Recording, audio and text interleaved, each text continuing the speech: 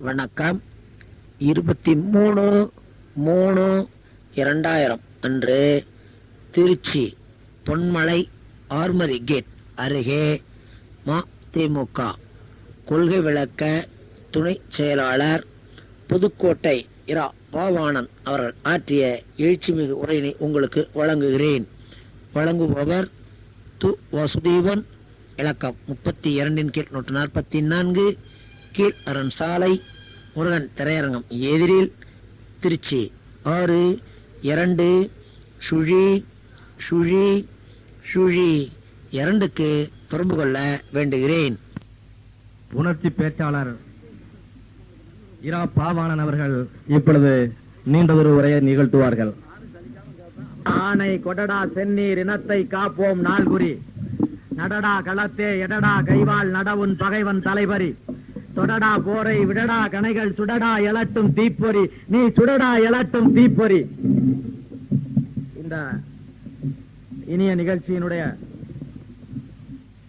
துப்பாக்கி தொழிற்சாலை அனைத்து தொழிலாளர் சார்பாக அண்ணனுக்கு இந்த பொன்னாடை அணிவிக்கிறேன்.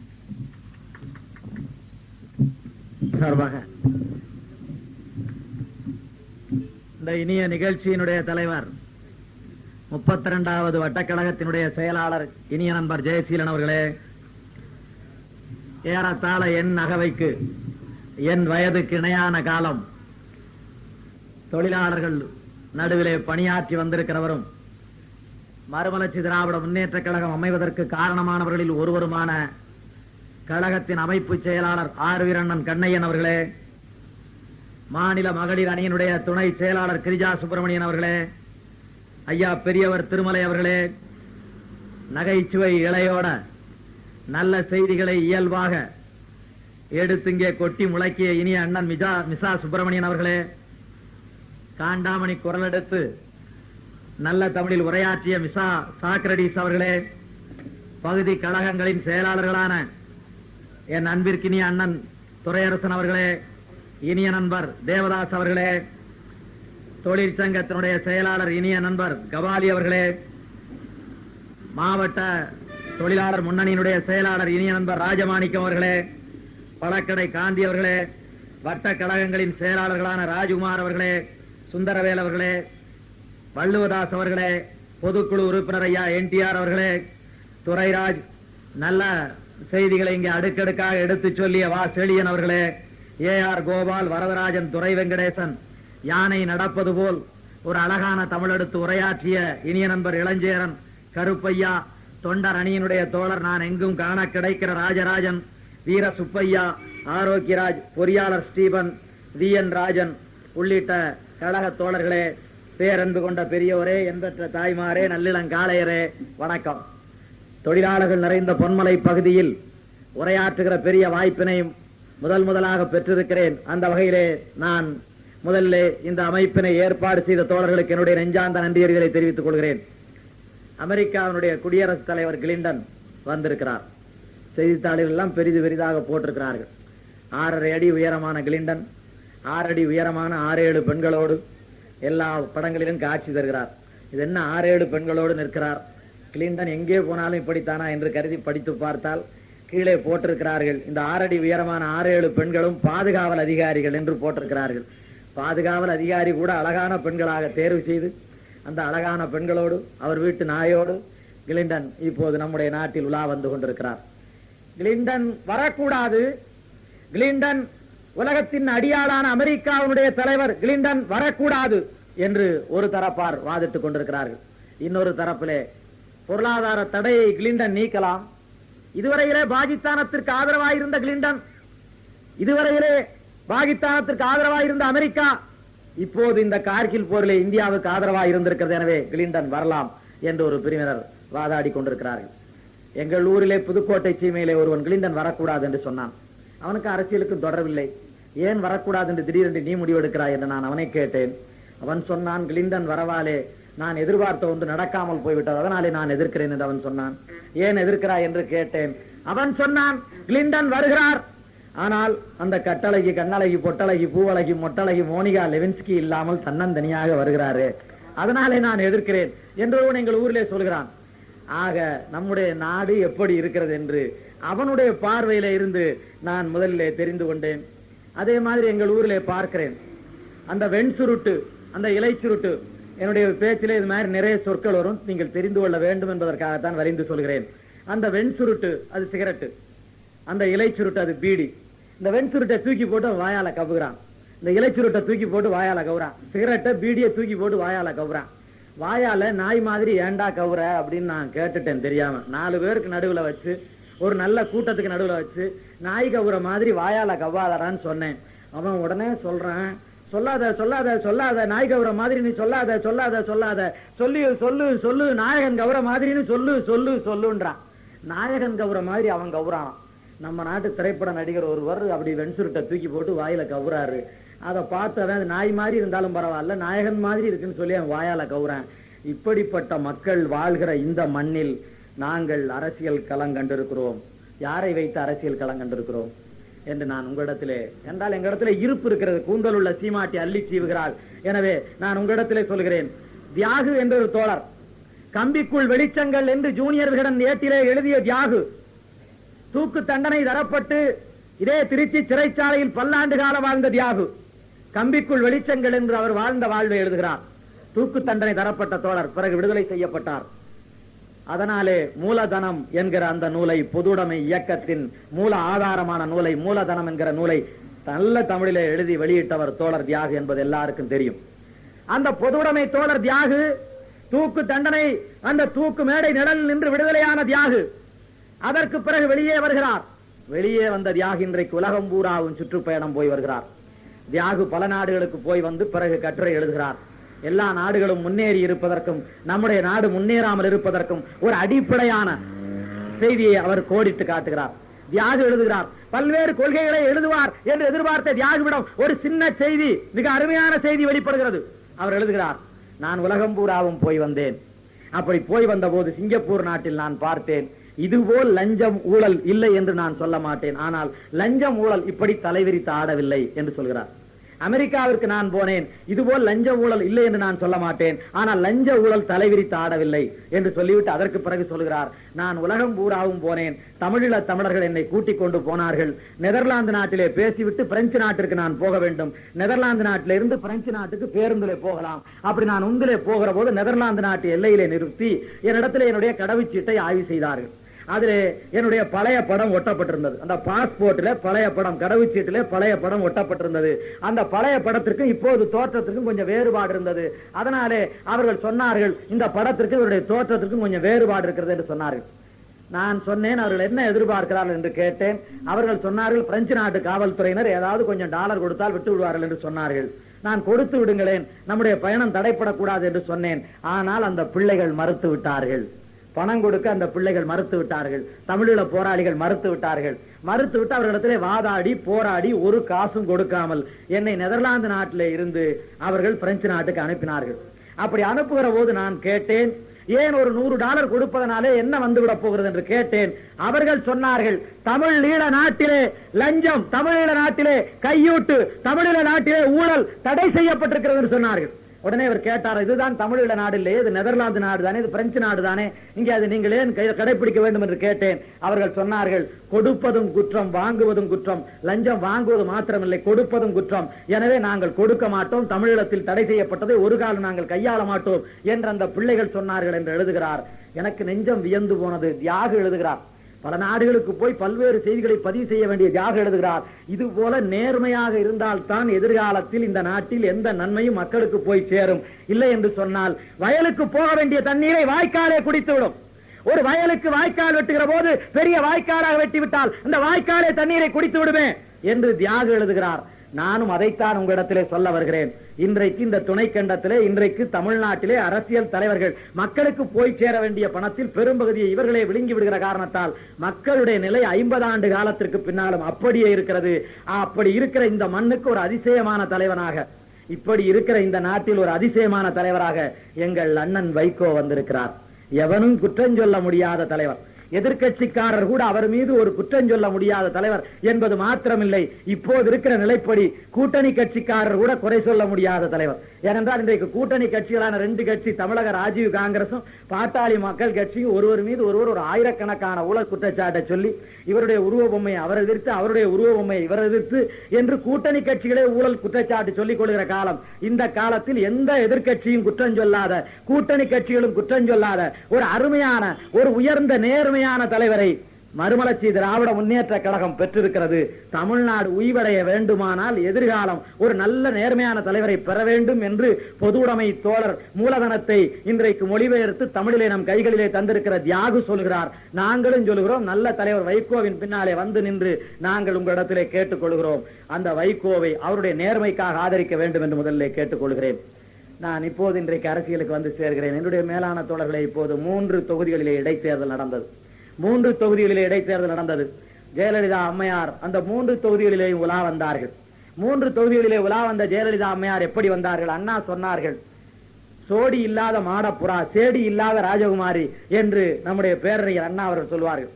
மாடப்புறா தான் ஜோடிக்கு எடுத்துக்காட்டாக ஒரு திருமண வீட்டிலே அவர்களை வாழ்த்த வேண்டும் என்று சொன்னால் புறாவை போல் வாழுங்கள் என்று வாழ்த்தலாம். ஏனென்றால் புறாவிலே ஒரு இணை, ஆண் இறந்து போனால் பெண் வாழாது, பெண் இறந்து போனால் ஆண் வாழாது, ஜோடி புறா என்றதை சொல்லுவோம். ஒரு புறா 2 அடி எடுத்து வைக்கும், எடுத்து வைத்து அதனுடைய ஜோடி வருகிறதா, இணை வருகிறதா என்று பார்க்கும். அது வந்து பக்கத்திலே சேர்ந்த பிறகுதான் மறு 2 அடி எடுத்து வைக்கும். அப்படி புறா ஜோடியாக போகிற பழக்கம் உள்ளது.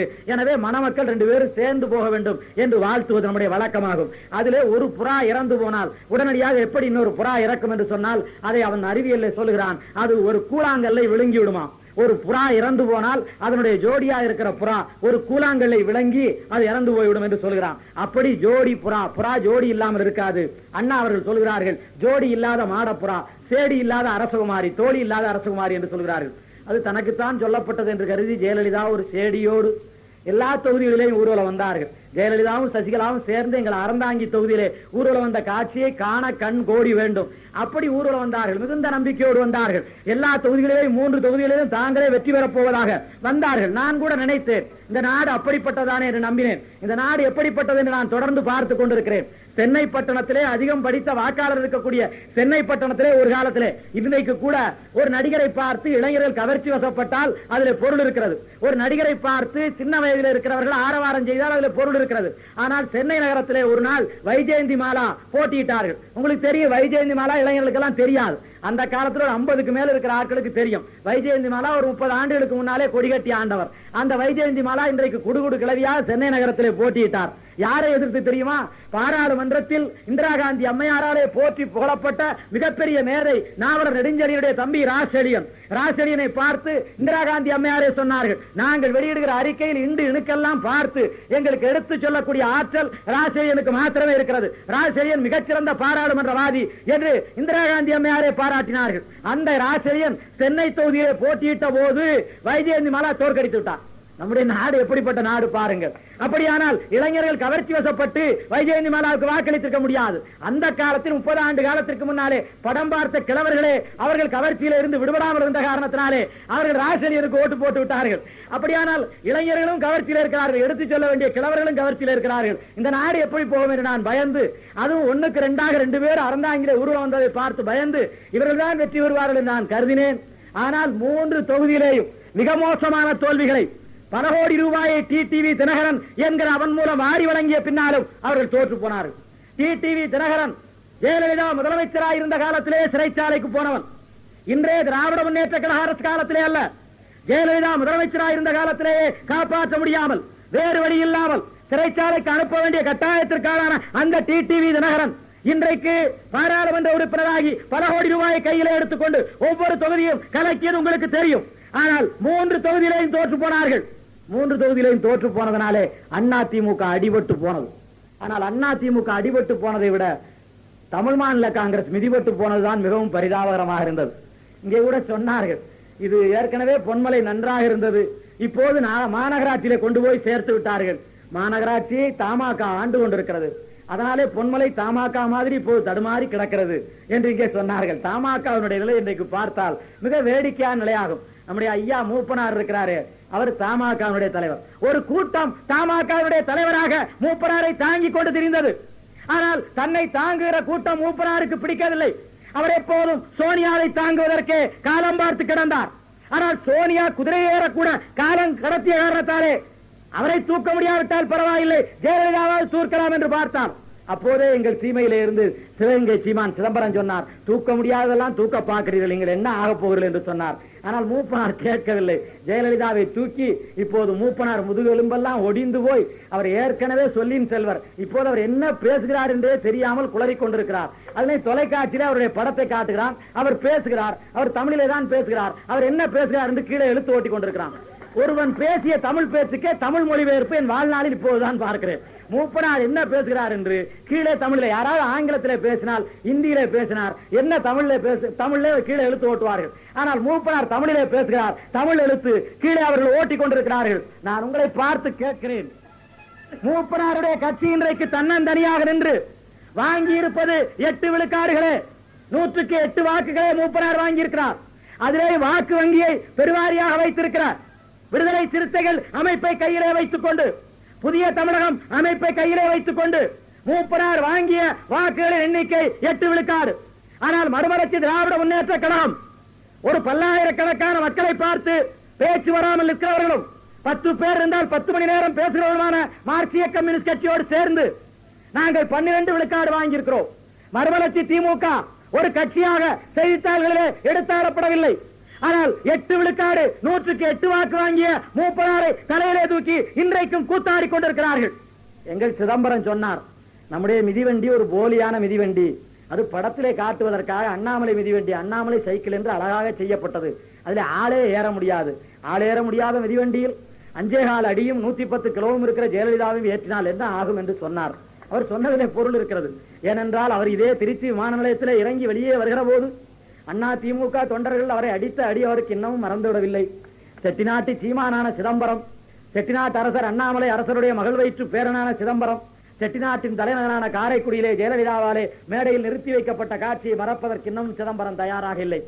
அதிலேயும் சிதம்பரம் கொஞ்சம் மறந்து ஜெயலலிதாவை ஆதரிக்கலாம் என்று எண்ணிய போது, யார் தன்னை அடித்தவர்களில் முதல் குற்றவாளி என்று குற்றச்சாட்டிலே பதிவு செய்யப்பட்டிருக்கிறதோ அந்த ரத்னவேல் தான் திருச்சி தொகுதியுடைய வேட்பாளர் என்பதை அறிந்த போது அவராலே ஆதரிக்கவே முடியாமல் போனது. அவரை தாக்கியவர்கள் யார் என்று பட்டியலிடுகிறார்கள். அந்த பட்டியலில் A1 முதலாவது குற்றவாளி டி ரத்னவேல். அந்த ரத்னவேல் தான் இப்போது களத்திலே இருக்கிறார் என்று தெரிந்தவுடனே அவர் என்னாலே முடியாது என்று ஓடி போய் படுத்துக் கொண்டார். மூப்பனார் எந்த காலத்திலே முடிவெடுக்க முடியாத மூப்பனார் அந்த களத்திலே நின்று இன்றைக்கு தோல்வியை சந்தித்திருக்கிறார். நான் மேலான தமிழ் மக்களை உங்களை பார்த்து கேட்கிறேன், குற்றவாளிகள் நாட்டில் தலை நிமிர்ந்து நடப்பது இந்த மண்ணிலே மாத்திரம்தான். குற்றவாளிகள் தலை நிமிர்ந்து நடப்பது மாத்திரமில்லை, ஒரு குற்றவாளிக்கு ஓராண்டு தண்டனை என்று சொன்னால் கல்வி கோயிலுக்கு கல்வி பயில போன கோல மயில்கள் 3 பேரை எரித்து கொண்ட நாடும் இந்த நாடுதான்.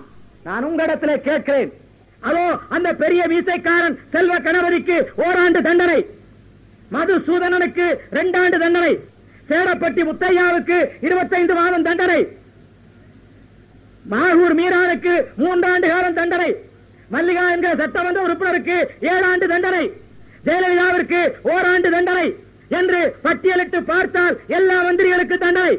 இன்னும் மிச்சம் இருக்கிற வழக்குகளில் தீர்ப்பு வந்து சேர்ந்தால் ஜெயலலிதாவிற்கு 45 ஆண்டு காலம் தண்டனை தரப்படும் என்று சொல்கிறார்கள். நான் உங்களை பார்த்து கேட்கிறேன், இவ்வளவு பெரிய குற்றச்சாட்டுகளுக்கு ஆளான ஜெயலலிதா இன்றைக்கு என்ன செய்கிறார் என்று ஒரு முறை திரும்பி பாருங்கள். எந்த மாற்றமும் கிடையாது. ஏன் எரித்தார்கள் 3 பேரை? அவர்கள் எரிப்பதற்கு என்ன காரணம்? ஜெயலலிதாவுடைய கடந்த கால நடவடிக்கை அப்படி அவர்களை செய்ய சொன்னது. அன்றைக்கு திமுகவிலே ஒரு பேச்சாளர் தீப்பொறி ஆறுமுகம் என்று உங்களுக்கு தெரியும். அவருடைய பேச்சை விட மூச்சு அதிகமாக கேட்கும் என்பது உங்களுக்கு தெரியும். அப்படி பேசுவார். அப்படி பேசக்கூடிய தீப்பொறி ஆறுமுகத்தை மதுரை நகரத்தில் ராஜன் செல்லப்பா என்கிறவன் ஒரு நாள் நாக்கை பிடித்து அறுத்தான். நாக்கை பிடித்து அறுத்த ராஜன் செல்லப்பாவுக்கு மாநிலங்களவை உறுப்பினர் பதவியை ஜெயலலிதா தந்தார்கள். திராவிட முன்னேற்ற கழக பேச்சாளருடைய நாக்கை அறுத்தால் அவனுக்கு மாநிலங்களவையிலே மிகப்பெரிய பொறுப்பு தரப்படும் என்கிற அதிர்ச்சியான செய்தியை ஜெயலலிதா வரலாறாக பதிந்தார்கள். இதே சிதம்பரத்தை தாக்கி இளவரசன் என்கிறவருக்கு அந்த கட்சியிலே மாவட்ட செயலாளர் பொறுப்பு தரப்பட்டது. அதே போல ஒரு அமைச்சர், நான் இன்றைக்கு பேர் சொல்லக்கூடாது, திமுக தோழர்கள் வருத்தப்படுவார்கள், ஒருவர் அன்றைக்கு சட்டப்பேரவையிலே இன்றைய முதலமைச்சருடைய குடும்பத்தை இழித்தும் பழித்தும் மிக கேவலமாக சொல்ல கூசுகிற செய்திகளை சொன்னார். அப்படி சொன்னவருக்கு உடனடியாக அமைச்சர் பதவியை ஜெயலலிதா தந்தார்கள். அந்த அமைச்சர் இன்றைக்கு திமுகவில் இருக்கிறார். அதனாலே பேர் சொல்ல முடியாது. சட்டப்பேரவையிலே இவ்வளவு வரலாறு, இவ்வளவு வயதான இன்றைய முதலமைச்சருடைய குடும்பத்தை மிகவும் இழிவாக பேசிய ஒருவருக்கு உடனடியாக மந்திரி பதவியை தந்தார் ஜெயலலிதா. அந்த மந்திரி இன்றைக்கு திமுகவில் இருக்கிறார், அதனாலே பெயர் சொல்ல முடியாது. இப்படி எவனெல்லாம் தாறுமாறாக நடந்தானோ, எவனெல்லாம் கீழாக நடந்தானோ அவனுக்கெல்லாம் பதவி தந்த காரணத்தாலே தருமபுரி மாவட்டத்தில் இருந்த அதிமுக ஒன்றிய செயலாளர் நாமும் இந்த பேருந்தை கொளுத்தினால், நானும் 4 பேரை கொண்டால் எனக்கு நல்ல பதவி வருமே என்றுதான் அவன் கொளுத்தினானே தவிர, இதற்கெல்லாம் அடிப்படை காரணமாக ஜெயலலிதா தான் இருந்தாரே தவிர வேறு யாரும் அல்ல.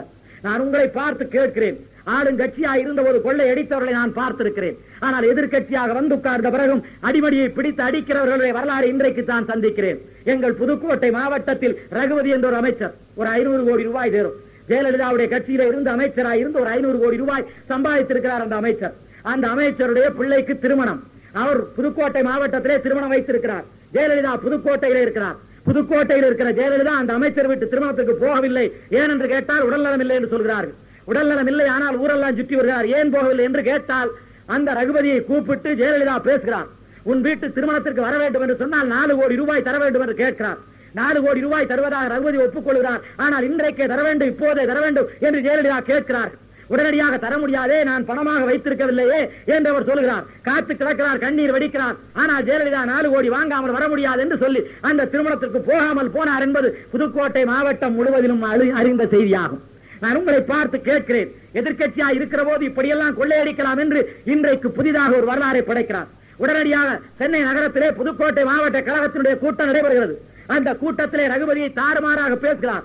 அந்த மாவட்ட கழகத்தினுடைய செயலாளரை தாறுமாறாக பேசுகிறார். 10 ஒன்றிய செயலாளர்களை, மொத்தம் 13 ஒன்றியம், அதில் 10 ஒன்றிய செயலாளரை உடனடியாக நீக்குகிறார். 10 ஒன்றிய செயலாளரை புதிதாக நியமிக்கிறார். 10 ஒன்றிய செயலாளர் தேர்ந்தெடுக்கப்பட்ட ஒன்றிய செயலாளர்கள், கேள்வி கேட்பாடே கிடையாது. 10 பேரை நீக்குகிறார், 10 பேரை அமர்த்துகிறார். இத்தனையும் இந்த மண்ணில் இவ்வளவு ஆட்டங்களையும் ஜெயலலிதா செய்து கொண்டிருக்கிறார். ஆனால் எதிர்பாரா விதமாக 3 தொகுதிகளிலேயும் மக்கள் தோற்கடித்திருக்கிறார்கள். ஒரு நல்ல நம்பிக்கையை விதைத்திருக்கிறார்கள். அதே போல வடநாட்டிலே நான் பார்க்கிறேன், ஒரிசா மாநிலத்திலே பட்நாயக் ஒரு மாநில கட்சியினுடைய தலைவர் இன்றைக்கு முதலமைச்சர் ஆகியிருக்கிறார். ஒரிசா மாநிலத்தில் இடைத்தேர்தலிலே அவர் வெற்றி பெற்றிருக்கிறார். ஹரியானா மாநில தேர்தலில் சௌதாலா ஒரு மாநில கட்சியினுடைய தலைவர், அவர் வெற்றி பெற்று இன்றைக்கு முதலமைச்சர் ஆகியிருக்கிறார். மணிப்பூரிலே மணிப்பூர் காங்கிரஸ் அந்த கட்சி வெற்றி பெற்றிருக்கிறது, முதலமைச்சர் ஆகியிருக்கிறார். வடநாட்டிலே நடைபெற்ற தேர்தலிலே 4 தொகுதிகளிலே 3 தொகுதிகளிலே இன்றைக்கு 4 மாநிலத்திலே 3 மாநிலத்திலே மாநில கட்சிகள் வெற்றி பெற்றிருக்கிறது. அதே போல தமிழ்நாட்டிலே மறுமலர்ச்சி திராவிட முன்னேற்ற கழகம், எந்த விதமான வசதியும் இல்லாத சின்னஞ்சிறு பிள்ளையான மறுமலர்ச்சி திராவிட முன்னேற்ற கழகம் கோடானு கோடி பணம் கொட்டி விளையாடிய இந்த தேர்தலிலே 5 தொகுதியிலே போட்டியிட்ட மறுமலர்ச்சி திராவிட முன்னேற்ற கழகம் 4 தொகுதியிலே வெற்றி பெற்றது.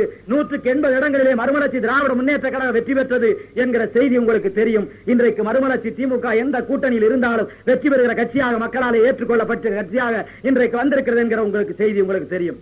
இந்த நேரத்தில் நான் உங்களை கேட்கிறேன், காங்கிரஸ் கட்சி என்ன ஆனது? ஏக இந்தியாவை ஆண்ட காங்கிரஸ் கட்சி என்ன ஆனது? வடநாட்டில் நடைபெற்ற 4 மாநில தேர்தலில் காங்கிரஸ் கட்சி அடியோடு அடிபட்டு போயிருக்கிறது. நேரு பிறந்த உத்தரப்பிரதேச மாநிலத்திலே காங்கிரஸ் கட்சி 9 தொகுதியிலே இடைத்தேர்தல் 9 தொகுதியிலையும் போட்டியிட்டது. 9 தொகுதியிலையும் கட்டுத்தொகை இழந்திருக்கிறது. ஒரு பாராளுமன்ற தொகுதி, அந்த பாராளுமன்ற தொகுதியிலையும் கட்டுத்தொகை இழந்திருக்கிறது. மார்க்சிய பொதுவுடைமை கட்சி இந்த மண்ணிலே இருக்கிற கட்சி. அந்த தோழர்களை பார்த்து நான் கேட்கிறேன், இந்திய பொதுவுடைமை கட்சி தோழர்களை பார்த்து நான் கேட்கிறேன், இந்த மண்ணிலே உங்கள் கட்சி ஏற்கனவே எந்த இடத்திலே இருந்தது? அன்றைக்கு 63 இடங்களை பெற்று 63 சட்டமன்ற உறுப்பினரை பெற்று தமிழ்நாட்டிலே 2வது இடத்திலே இருந்த பொதுவுடைமை கட்சி இன்றைக்கு 4 இடத்திற்கும் 3 இடத்திற்கும் மடிப்பிச்சை கேட்க வேண்டிய நிலைக்கு யார் காரணம்? பொதுவுடைமை கட்சி தோழர்களே, உங்கள் தலைமையை ஒருமுறை திரும்பி பாருங்கள். இந்த நாட்டின் போக்கிற்கு ஏற்ற வகையிலே இல்லாமல், இந்த நாட்டின் போக்கிற்கு எதிர்போக்கிலே எந்த காலத்திலேயும் பணியாற்றிய உங்கள் கட்சிகளாலே அல்லவா உங்கள் கட்சி அழிந்து போனது. அன்றைக்கு 63 இடங்களை பெற்ற பொதுவுடைமை கட்சி இன்றைக்கு இருந்த இடம் தெரியாமல் கடலை தேய்ந்து கட்டெரும்பாகி, கட்டெரும்பு தேய்ந்து சிற்றெரும்பாகி இன்றைக்கு அழிந்து மடிப்பிச்சை கேட்க வேண்டிய நிலைமைக்கு போனதற்கு யார் காரணம்? அன்றைக்கு கல்யாண சுந்தரம் அவர்கள் காலத்தில் இந்த தமிழ்நாட்டிலே மாத்திரம் 4 பாராளுமன்ற உறுப்பினர்கள் அவருடைய கட்சிக்கு. ஆனால் இன்றைக்கு அவருடைய கட்சிக்கு இந்தியா முழுவதும் 4 பாராளுமன்ற உறுப்பினர்கள் தான். நான் கேட்கிறேன், பொதுவுடைமை கட்சி இப்படி அழிந்ததற்கு என்ன காரணம்? மிக வேடிக்கையான காரணம். எங்கள் ஊரிலே ஒரு பெண் புறப்படுகிறார். ஒருவனிடத்திலே கேட்கிறேன், இந்த பெண் உனக்கு என்ன வேண்டும் என்று. அவன் எங்கள் ஊரிலே தங்கச்சி என்று சொல்கிறான். புதுக்கோட்டைக்கு வந்து சேர்கிறேன். இப்போ இந்த பெண் உனக்கு என்ன சொந்தம்னு கேட்டேன். பொண்டாட்டின்ட்டான். நம்ம ஊர்ல தங்கச்சின்னா புதுக்கோட்டை வந்து பொண்டாட்டினேன், ஒரு ஊருக்கு வந்து சொந்தமானு கேட்டேன். அது மாதிரி பொதுவுடைமை கட்சி தோழர்கள் இங்கே இந்திரா காங்கிரஸோடு உறவு, கேரளாவிலே இந்திரா காங்கிரஸோடு எதிரி. பொதுவுடைமை தோழர்கள் சிபிஐ கட்சி, சிபிஎம் கட்சி ஒவ்வொரு மாநிலத்திலேயும் எதிரெதிர் அணியிலே இருக்கிறது. இந்த மாநிலத்திலே ஒரே அணியிலே இருக்கிறது. ஒரு மாநிலத்திற்கு ஒரு கொள்கையா? உலக தொழிலாளர்களை ஒன்றுபடுங்கள் என்று நீங்கள் சொன்ன போது அன்றைக்கு நடிகவேல் எம்.ஆர். ராதா கேட்பார், உலக தொழிலாளர்களை ஒன்றுபடுங்கள், ஊர் தொழிலாளர்களை ரெண்டுபடுங்கள் என்று சொல்லுகிற பொதுவுடைமை இயக்கமே என்று இன்றைக்கு சொல்வார். அதுதான் இன்றைக்கும் செய்கிறீர்கள். நான் கேட்கிறேன், பொதுவுடைமை கட்சியுடைய நிலைப்பாடு, காங்கிரஸ் கட்சியுடைய நிலைப்பாடு என்ன என்று நான் கேட்கிறேன். இந்த மண்ணில் இருக்கிற பொதுவுடைமை தோழர்களை பார்த்து நான் கேட்கிறேன். ஜெயலலிதாவுடைய சேலை இப்போது உங்களுக்கு செங்கோடியாக தெரிகிறது, சரிதானா? சொல்லுங்கள் பார்க்கலாம். அதிலேயும் ஊர் ஊராக எவனெல்லாம் ஊழல் செய்கிறானோ அவன் தான் உங்களுக்கு இப்போது கூட்டாளி. அதோ அந்த மாட்டு தீவனத்திலே ஊழல் செய்தானே லல்லு பிரசாத், அவன் தான் இப்போது உங்களுக்கு மாவோ மாதிரி தெரிகிறான். இன்றைக்கு பக்கத்திலே இருக்கிற ஒவ்வொரு மாநிலத்திலேயும் யாரெல்லாம் ஊழல் செய்கிறாரோ அவர்கள் பக்கத்திலே நீங்கள் நின்று கொண்டிருக்கிறீர்கள். திறந்த பொருளாதாரம், திறந்த பொருளாதாரம் என்று காங்கிரஸ் கட்சி சொல்லிக் கொண்டிருக்கிறது. அந்த திறந்த பொருளாதாரத்தை நீங்கள் எதிர்க்கிறீர்கள். ஆனால் திறந்த பொருளாதாரம் சொல்லிக் கொண்டிருக்கிற காங்கிரஸ் கட்சி ஆட்சிக்கு வர வேண்டும் என்று நாள்தோறும் சொல்லிக் கொண்டிருக்கிறீர்கள். நான் கேட்கிறேன், நீங்கள் கொள்கைகளை பற்றி பேசலாமா? நீங்கள் கொள்கைகளை பற்றி நிலைப்பாடு எடுக்கலாமா? அதில் உங்களுக்கு என்ன தகுதி இருக்கிறது என்று நான் கேட்கிறேன். நான் இந்த நேரத்தில் உங்களை பார்த்து ஒன்று சொல்ல விருப்பப்படுகிறேன். மறுமலர்ச்சி திமுகவினுடைய பொதுச் செயலாளர் வைகோ, மறுமலர்ச்சி திமுக நம்பகத்தன்மை வாய்ந்த கட்சியாக இன்றைக்கு எந்த இடத்திலே நின்று கொண்டிருக்கிறது? மறுமலர்ச்சி திமுக வடநாட்டிலே கன்சீராம் என்ற ஒரு தலைவர், யார் அதிக இடம் தருகிறார்களோ அவரோடு கூட்டு என்று சொன்னார். தென்னாட்டிலே பாட்டாளி மக்கள் கட்சியினுடைய தலைவர் ஐயா ராமதாஸ், அவர் யார் அதிக இடம் தருகிறார்களோ அவரோடு கூட்டு என்று சொன்னார். ஆனால் மறுமலர்ச்சி திமுக அப்படி ஒரு நிலைப்பாடு எந்த இடத்திலையும் எடுக்கவில்லை. இந்த தேர்தலில் கூட உங்களுக்கு தெரியும், அண்ணன் கலைஞர் இடத்துல கேட்டோம், நாங்கள் உங்களோடு இருந்தவர்களாயிற்று, நாங்கள் உங்களோடு இப்போ கூட்டு வந்து சேர்கிறோமே, எல்லாரையும் போல ஒரு 7 இடங்கள் தாருங்கள் நாங்கள் கேட்டோம். கலைஞர் உங்களுக்கு 7 இடம் தான் தந்திருக்கிறது என்கிறார். இல்லையே 5 தானே தந்திருக்கிறீர்கள், 7 எங்கே தந்தீர்கள் என்று கேட்டோம். இல்ல உங்களுக்கு 7 தான் தந்திருக்கிறேன் என்கிறார். 5 தானே தந்திருக்கிறேன் என்று கேட்டோம். கலைஞர் உடனே சொன்னார், மதுரையிலே போட்டியிடுகிற பொன்முத்துராமலிங்கத்தையும் கரூரிலே போட்டியிடுகிற கே.சி. பழனிசாமி உங்கள் கணக்கிலே தானே வைத்து தந்திருக்கிறேன் என்று அவர் சொன்னார். ஆனாலும் கூட நம்மை இப்படி ஏமாற்றுகிறாரே என்று நாங்கள் அவர்களுக்கு துரோகம் செய்யவில்லை. கலைஞர் அவர்கள் பிறகு சொன்னார்கள், தமிழ்நாட்டில் எந்த கட்சிக்கும் துரோகம் செய்யாமல் ஒழுங்காய் வேலை பார்த்த கட்சி மறுமலர்ச்சி திமுக மாத்திரமே என்று சொன்னார்கள். இன்றைக்கு கூட வாழப்பாடி ராமமூர்த்தி தன்னை தோற்கடித்ததாக பாமகவை சொல்கிறார். பாமக அவர் மீது பழி சொல்கிறது. ஆனால் யாரும் மறுமலர்ச்சி திமுகவின் மீது, வைகோவின் மீது எந்த குறையும் சொல்லவில்லை. ஏனென்றால் அந்த அளவிற்கு உண்மையாக நாங்கள் நடந்து கொண்டோம். இன்றைக்கும் கூட திராவிட முன்னேற்ற கழக தோழர்களை பார்த்து நான் கேட்கிறேன், திருவள்ளுவர் சிலை திறப்பு விழா அந்த செய்தி தொலைக்காட்சியிலே வந்தது, நீங்கள் எல்லாம் பார்த்திருப்பீர்கள். அந்த தொலைக்காட்சியிலே பார்த்தீர்களா, எங்க அண்ணன் வைகோ அந்த மேடையிலே ஒரு ஓரத்திலே ஒட்டி கொண்டிருப்பார். வைகோ அந்த மேடையிலே ஒரு ஓரத்திலே ஒட்டி கொண்டு உட்கார்ந்து இருப்பார்கள், நீங்கள் பார்த்திருப்பீர்கள். அந்த சுவரட்டியை பார்ப்பீர்களே, ஆனால் அந்த சுவரட்டிலே சொல்லின் செல்வர் ஐயா கருப்பையா மூப்பனாருடைய பேர் மேலே இருக்கும். அதற்கு அடுத்து ஒரு 4 மணி நேரம் நல்ல தமிழிலே பேசக்கூடிய பாட்டாளி மக்கள் கட்சியினுடைய தலைவர் ராமதாசுடைய பேர் மேலே இருக்கும். எங்கள் அண்ணன் வைகோடைய பேர் கடைசியாக இருந்தது. நான் இருந்தால் பேசவே மாட்டேன். ஆனால் வைகோ அந்த மேடைக்கு வருகிறார், வைகோ அந்த மேடையிலே பேசுகிறார், அந்த தினமணி ஏட்டிலே எழுதுகிறான், எல்லா ஏடுகளையும் எழுதுகிறான். வைகோ வந்தார், வள்ளுவர் சிலை திறப்பு விழாவிலே வைகோ வந்தார், திருவள்ளுவர் சிலை திறப்பு விழாவிலே வைகோ வந்தார். வள்ளுவரை பற்றி பேசாமல் மற்றவர்கள் என்னென்னவோ பேசினார்கள். ஆனால் ஒரு அரசியல் தலைவர் இத்தனை திருக்குறளை சொல்ல முடியுமா என்று எல்லோரும் வியக்கிற வண்ணம் வைகோ பேசினார். வைகோ பேசுகிற போது ஒரு மழை பெய்தது மாதிரி இருந்தது, வைகோ நிறுத்திய போது மழை பெய்து நின்று போனது மாதிரி இருந்தது என்று அவன் எழுதுகிறான். வைகோ பேசினார். வைகோ எந்த இடத்தில் வைக்கப்பட்டாலும் கவலைப்படாமல், நான் பேசிய பிறகு நான் தானே இந்த கூட்டத்தின் நெஞ்சத்தில் இருப்பேன் என்று நினைத்து பேசுகிற பேச்சாளர் வைகோ. அதே போல அறந்தாங்கி மேடைக்கு வந்தார்கள். அறந்தாங்கி மேடைக்கு வந்தபோது நான் பார்த்தேன், இது போலத்தான் அறந்தாங்கி பகுதியிலே பாட்டாளி மக்கள் கட்சிக்கு ஒரு 10,000 கிளைகள் இருக்கிறது. அதனாலே நம்முடைய பாட்டாளி மக்கள் கட்சியினுடைய தலைவர் ஐயா ராமதாஸ் அவர்கள் 2 நாள் சுற்றுப்பயணம் பண்ணினார்கள். ஆனால் நம்முடைய வைகோ அதெல்லாம் நீங்கள் செய்ய வேண்டாம், நீங்கள் வந்து அந்த மேடையில பேசினால் போதும், கலைஞர் பேசுகிற மேடையிலே ஒரே ஒரு மேடையில பேசினால் போதும் என்று திமுக தோழர்கள் சொல்லிவிட்டார்கள். அண்ணன் வைகோவும் கவலைப்படவில்லை. வைகோ வந்தார், வைகோ நின்றார், வைகோ பேசினார். ஆனால் திமுக தோழர்கள் எல்லாம் நான் மேடையில இருந்து இறங்கி வந்து எனக்கு எல்லாரும் கை கொடுத்தார்கள். என்னமோ நான் நன்றா பேசியது மாதிரி எல்லாரும் எனக்கு வரிசையாக கை கொடுத்தார்கள். பேச்சுன்னா வைகோ பேச்சு தானே பேச்சு, வைகோ பேச்சே பேச்சு, மெய் சிலிர்க்கிறது, மயிர் கூச்சரிகிறது என்று திமுக தோழர்கள் சொன்னார்கள். நான் அப்போதே சொன்னேன், இது மாதிரி தான் திருநெல்வேலி மாநாட்டில் எல்லாரும் சொல்லி எங்களுக்கு வேட்டு வைத்து விட்டார்கள், நீங்களும் இந்த மாநாட்டில் இப்படி சொல்லாதீர்கள், சத்தம் கேட்க போகிறது மேடைக்கு என்று நான் சொன்னேன். திருநெல்வேலி மேடையிலே இது மாதிரி தானே நடந்தது. அண்ணா திமுக தோழர்கள் இருந்தால் அவர்களை பார்த்து நான் கேட்கிறேன், எங்கள் அண்ணன் வைகோ நீங்கள் வீட்டிற்குள் வெக்கப்பட்டு கிடந்த நேரத்தில், நீங்கள் கரைவேட்டி கட்ட முடியாமல் கவலைப்பட்டு கிடந்த நேரத்தில், உங்கள் காளிமுத்து சொல்வது போல உங்களை கைப்பிடித்து வெளியே கூட்டி வந்தவர் வைகோ. ஒரு திராவிட இயக்கமான அண்ணா திமுக அழிந்து போய்விடக் கூடாது, ஒளிந்து போய்விடக் கூடாது என்பதனாலே அந்த அண்ணா திமுகவோடு கைகோர்த்தார்கள். எம்ஜிஆருடைய நல்ல கட்சி என்று கைகோர்த்தார்கள். திருநெல்வேலி மாநாட்டிலே அண்ணன் வைகோ பேசினார்கள். திருநெல்வேலி மாநாட்டிலே அண்ணா திமுக ஊர்வலம் வந்தது. அந்த ஊர்வலத்தை பார்த்து நம்முடைய அண்ணன் வைகோ பேசினார். உங்கள் ஊர்வலத்தை நான் கண்டேன். அந்த ஊர்வலத்திலே மாணவர் அணிபெரிதா, மகளிர் அணிபெரிதா, இளைஞர் அணிபெரிதா, இலக்கிய அணிபெரிதா, தொண்டர் அணிபெரிதா, தொழிலாளர் அணிபெரிதா என்று அவர் சொன்னபோது அந்த அணிக்காரர்கள் கையொலி எழுப்பினார்கள். அதற்கு பிறகு சொன்னார்கள், உங்கள் அணிவகுப்பு ஒரு படை அணிவகுப்பு மாதிரி இருந்தது என்று சொல்லி கலிங்கத்து பரணியிலே வருகிற பாடலை எடுத்து சொன்னார்கள். எழுந்தன படைகள், அதிர்ந்தன 4 திசைகள், அடங்கின 7 கடல்கள், பிதிர்ந்தன 3 மலைகள், பிறந்தது தூக்கி படலம் என்று சொன்னார் வைகோ. கீழே அண்ணா திமுக தொண்டன் சொன்னா, வைகோவே தலைவர், வைகோ தானே தலைவர், மை கூச்செறிது, புல் அரிக்குதுன்னு சொன்ன ஜெயலலிதா காதுல கேட்டது. அன்றைக்கே வைகோவை இறக்கி விட்டு விட வேண்டும் என்று அவர் முடிவு செய்து விட்டார். தொண்டர்களை ஏற்றுக்கொண்ட நேரத்தில் ஜெயலலிதா இறக்கி விட வேண்டும் முடிவு செய்தார். இன்றைக்கும் நான் கேட்கிறேன், இப்படியெல்லாம் இருந்தாலும் கூட வைகோ நம்பகமான தலைவராக, எந்த இடத்திலேயும் யாருக்கும் துரோகம் செய்யாத தலைவராக வைகோ இருந்தார்கள். அதனாலே வைகோவுடைய கட்சி இன்றைக்கு நல்ல கட்சியாக வளர்ந்து வந்திருக்கிறது. தில்லி பட்டணத்திலே தமிழ்நாட்டிற்கு ஒரு நல்ல பெருமை தந்திருக்கிறது. தமிழ் மாநில காங்கிரஸ் தோழர்கள் இருந்தால் நான் கேட்கிறேன், மிகப்பெரிய பொருளியல் மேதை என்று நீங்கள் சிதம்பரத்தை சொல்வீர்களே, மிகப்பெரிய அறிஞர் என்று நீங்கள் சிதம்பரத்தை சொல்வீர்களே, அந்த சிதம்பரத்திற்கு காங்கிரஸ் கட்சி துணை அமைச்சர் பதவி தந்ததே தவிர காங்கிரஸ் கட்சி ஒரு கேபினட் அமைச்சர் பதவி தந்ததுண்டா? சொல்லுங்கள் பார்க்கலாம். காங்கிரஸ் காலகாலமாக இந்த மண்ணில் தமிழர்களுக்கு துரோகம் தவிர வேற என்ன செய்தது என்று சொல்லுங்கள் பார்க்கலாம். தமிழ் மாநில காங்கிரஸ் தோழர்களே, உங்களை கேட்கிறேன், சிதம்பரத்திற்கு கேபினட் அமைச்சர் பதவி தராத அந்த காங்கிரஸ் கட்சியை நான் உங்களை கேட்கிறேன், முதலாக அவருக்கு இந்தியாவிலே நிதியமைச்சர் பதவியை ஐக்கிய முன்னணி ஆட்சிதான் தந்தது. அதற்கு பிறகு இன்றைக்கு எங்கள் அண்ணன் வைகோ வாஜ்பாயிடத்திலே பேசுகிறார்கள். வாஜ்பாய் அண்ணன் வைகோவை பார்க்கிறார். வாஜ்பாயிடத்திலே வைகோ போகிறார். எங்கள் அண்ணன் வைகோவை பார்க்கிறார். அந்த பக்கத்திலே கலைஞர், அங்கே ராமதாஸ், அங்கே வாழப்பாடி எல்லாம் இருக்கிறார்கள். வாஜ்பாய் கேட்கிறார்கள், வைகோ அவர்களே நீங்கள் என் பக்கத்திலே இருக்க வேண்டும் என்று கேட்கிறார். நீங்கள் என் பக்கத்திலே இருக்க வேண்டும், நீங்கள் என்னோடு இருக்க வேண்டும், நீங்கள் அமைச்சராக இருக்க வேண்டும், எந்த துறை வேண்டுமானாலும் எடுத்துக் கொள்ளுங்கள், நீங்கள் அமைச்சராக இருக்க வேண்டும் என்று கேட்கிறார். நான் உங்களை பார்த்து கேட்கிறேன், மனிதர்களை பார்த்து அந்த காலத்திலே பழமொழி சொல்லியிருக்கிறான், பொருள் ஆசை தள்ளுக, புகழ் ஆசை கொள்ளுக. பொருள் ஆசை தள்ளுக, புகழ் ஆசை கொள்ளுக, புகழிலே ஆசை கொள்ளலாம் என்றுதான் சொல்லி இருக்கிறான். ஆனால் புகழ் ஆசையும் தள்ளிய பெரியவர்கள் சில பேர் இருக்கிறார்கள். இந்த மண்ணிலே வாழ்ந்த ஐயா பெரியார், திருச்சி நகரத்தில் அவருடைய மாளிகை இருக்கிறது. திருச்சி நகரத்தில் அவருடைய மாளிகைக்கு எழுத்தால் போல் இப்போது உங்களுக்கு தெரியும் பிஷப் கண்காணியார் கல்லூரி இருக்கிறது. அந்த பிஷப் கல்லூரியிலே சர்க்குர்தாஸ் என்ற ஒரு முதல்வர் இருந்தார்கள். அந்த சர்க்குர்தாஸ் ஒரு நாள் ஐயா பெரியாரை போய் பார்த்தார்கள். என்னுடைய மகள் மருத்துவக் கல்லூரியிலே சேர வேண்டும், நீங்கள் தான் முதலமைச்சரிடத்திலே சொல்ல வேண்டும், நீங்கள் சொல்லி என்னுடைய மகளுக்கு மருத்துவக் கல்லூரி இடம் வாங்கி தர வேண்டும் என்று சர்க்குர்தாஸ் கேட்டார்கள். ஐயா தலையசைத்து அந்த காகிதத்தை வாங்கி கொண்டார்கள்.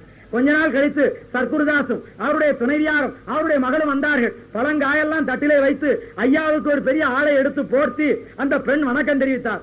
என்ன என்று ஐயா கேட்டார். நீங்கள் சொல்லித்தான் முதலமைச்சர் எனக்கு மருத்துவ கல்லூரியில் இடம் தந்திருக்கிறார், அதனாலே நன்றி சொல்லி போக வந்தோம் என்று சொன்னார்கள். ஆனால் ஐயா சொன்னார், இது என்னாலே கிடைக்கவில்லை, இந்த பெருமையெல்லாம் உன்னே சாரம் என்று அந்த பெண்ணுக்கே அந்த ஆடை எடுத்து போர்த்தி அந்த பழங்காயெல்லாம் பெண் கையிலே கொடுத்தார். உடனே முதல்வர் சர்க்குர்தாஸ் அவர்கள், இல்லையா உங்க இடத்திலே நாங்கள் சொன்னோம், நீங்கள் சொல்லித்தான் கிடைத்திருக்கிறது என்று மீண்டும் சொன்னார். நானா இருந்தால் ஆமாம் என்னால் தான் கிடைத்தது என்று சொல்லியிருப்பேன். எழுத்த வீட்டுக்காரன் பெரியார் மாளிகை கேட்டால் பிஷப் கல்லூரி இருக்கிறது, நாள்தோறும் மரியாதை தெரிவிப்பானே கல்லூரி முதல்வர், அடுத்த ஆண்டு 4 பேருக்கு பரிந்துரை செய்யலாம் என்று நினைத்திருப்பேன். ஆனால் ஐயா பெரியார் அப்படி அல்ல. அவர் சொன்னார், உண்மையிலேயே நான் முதலமைச்சரிடத்தில் பரிந்துரை செய்ய மறந்து விட்டேன். உங்கள் பெண்ணுக்கு என் பெருந்துரையாலே கிடைக்கவில்லை, உங்கள் பெண் பெற்ற மதிப்பெண்ணாலே உங்கள் பெண்ணுக்கு அந்த இடம் கிடைத்திருக்கிறது, எனவே இந்த புகழுக்கு நான் ஆசைப்படுவது பொருத்தமில்லை என்று ஐயா பெரியார் சொன்னார்கள். என் வாழ்நாளில் புகழ் ஆசை இல்லாத ஒரு பெரியவராக ஐயா பெரியாரை நான் பார்த்திருக்கிறேன். அதுபோல அதற்கு அடுத்து அண்ணன் வைகோ தான் தனக்கு கிடைத்த பதவியை அந்த புகழ் ஆசையை கூட வேண்டாம் என்று தூக்கி எறிந்தவராக நான்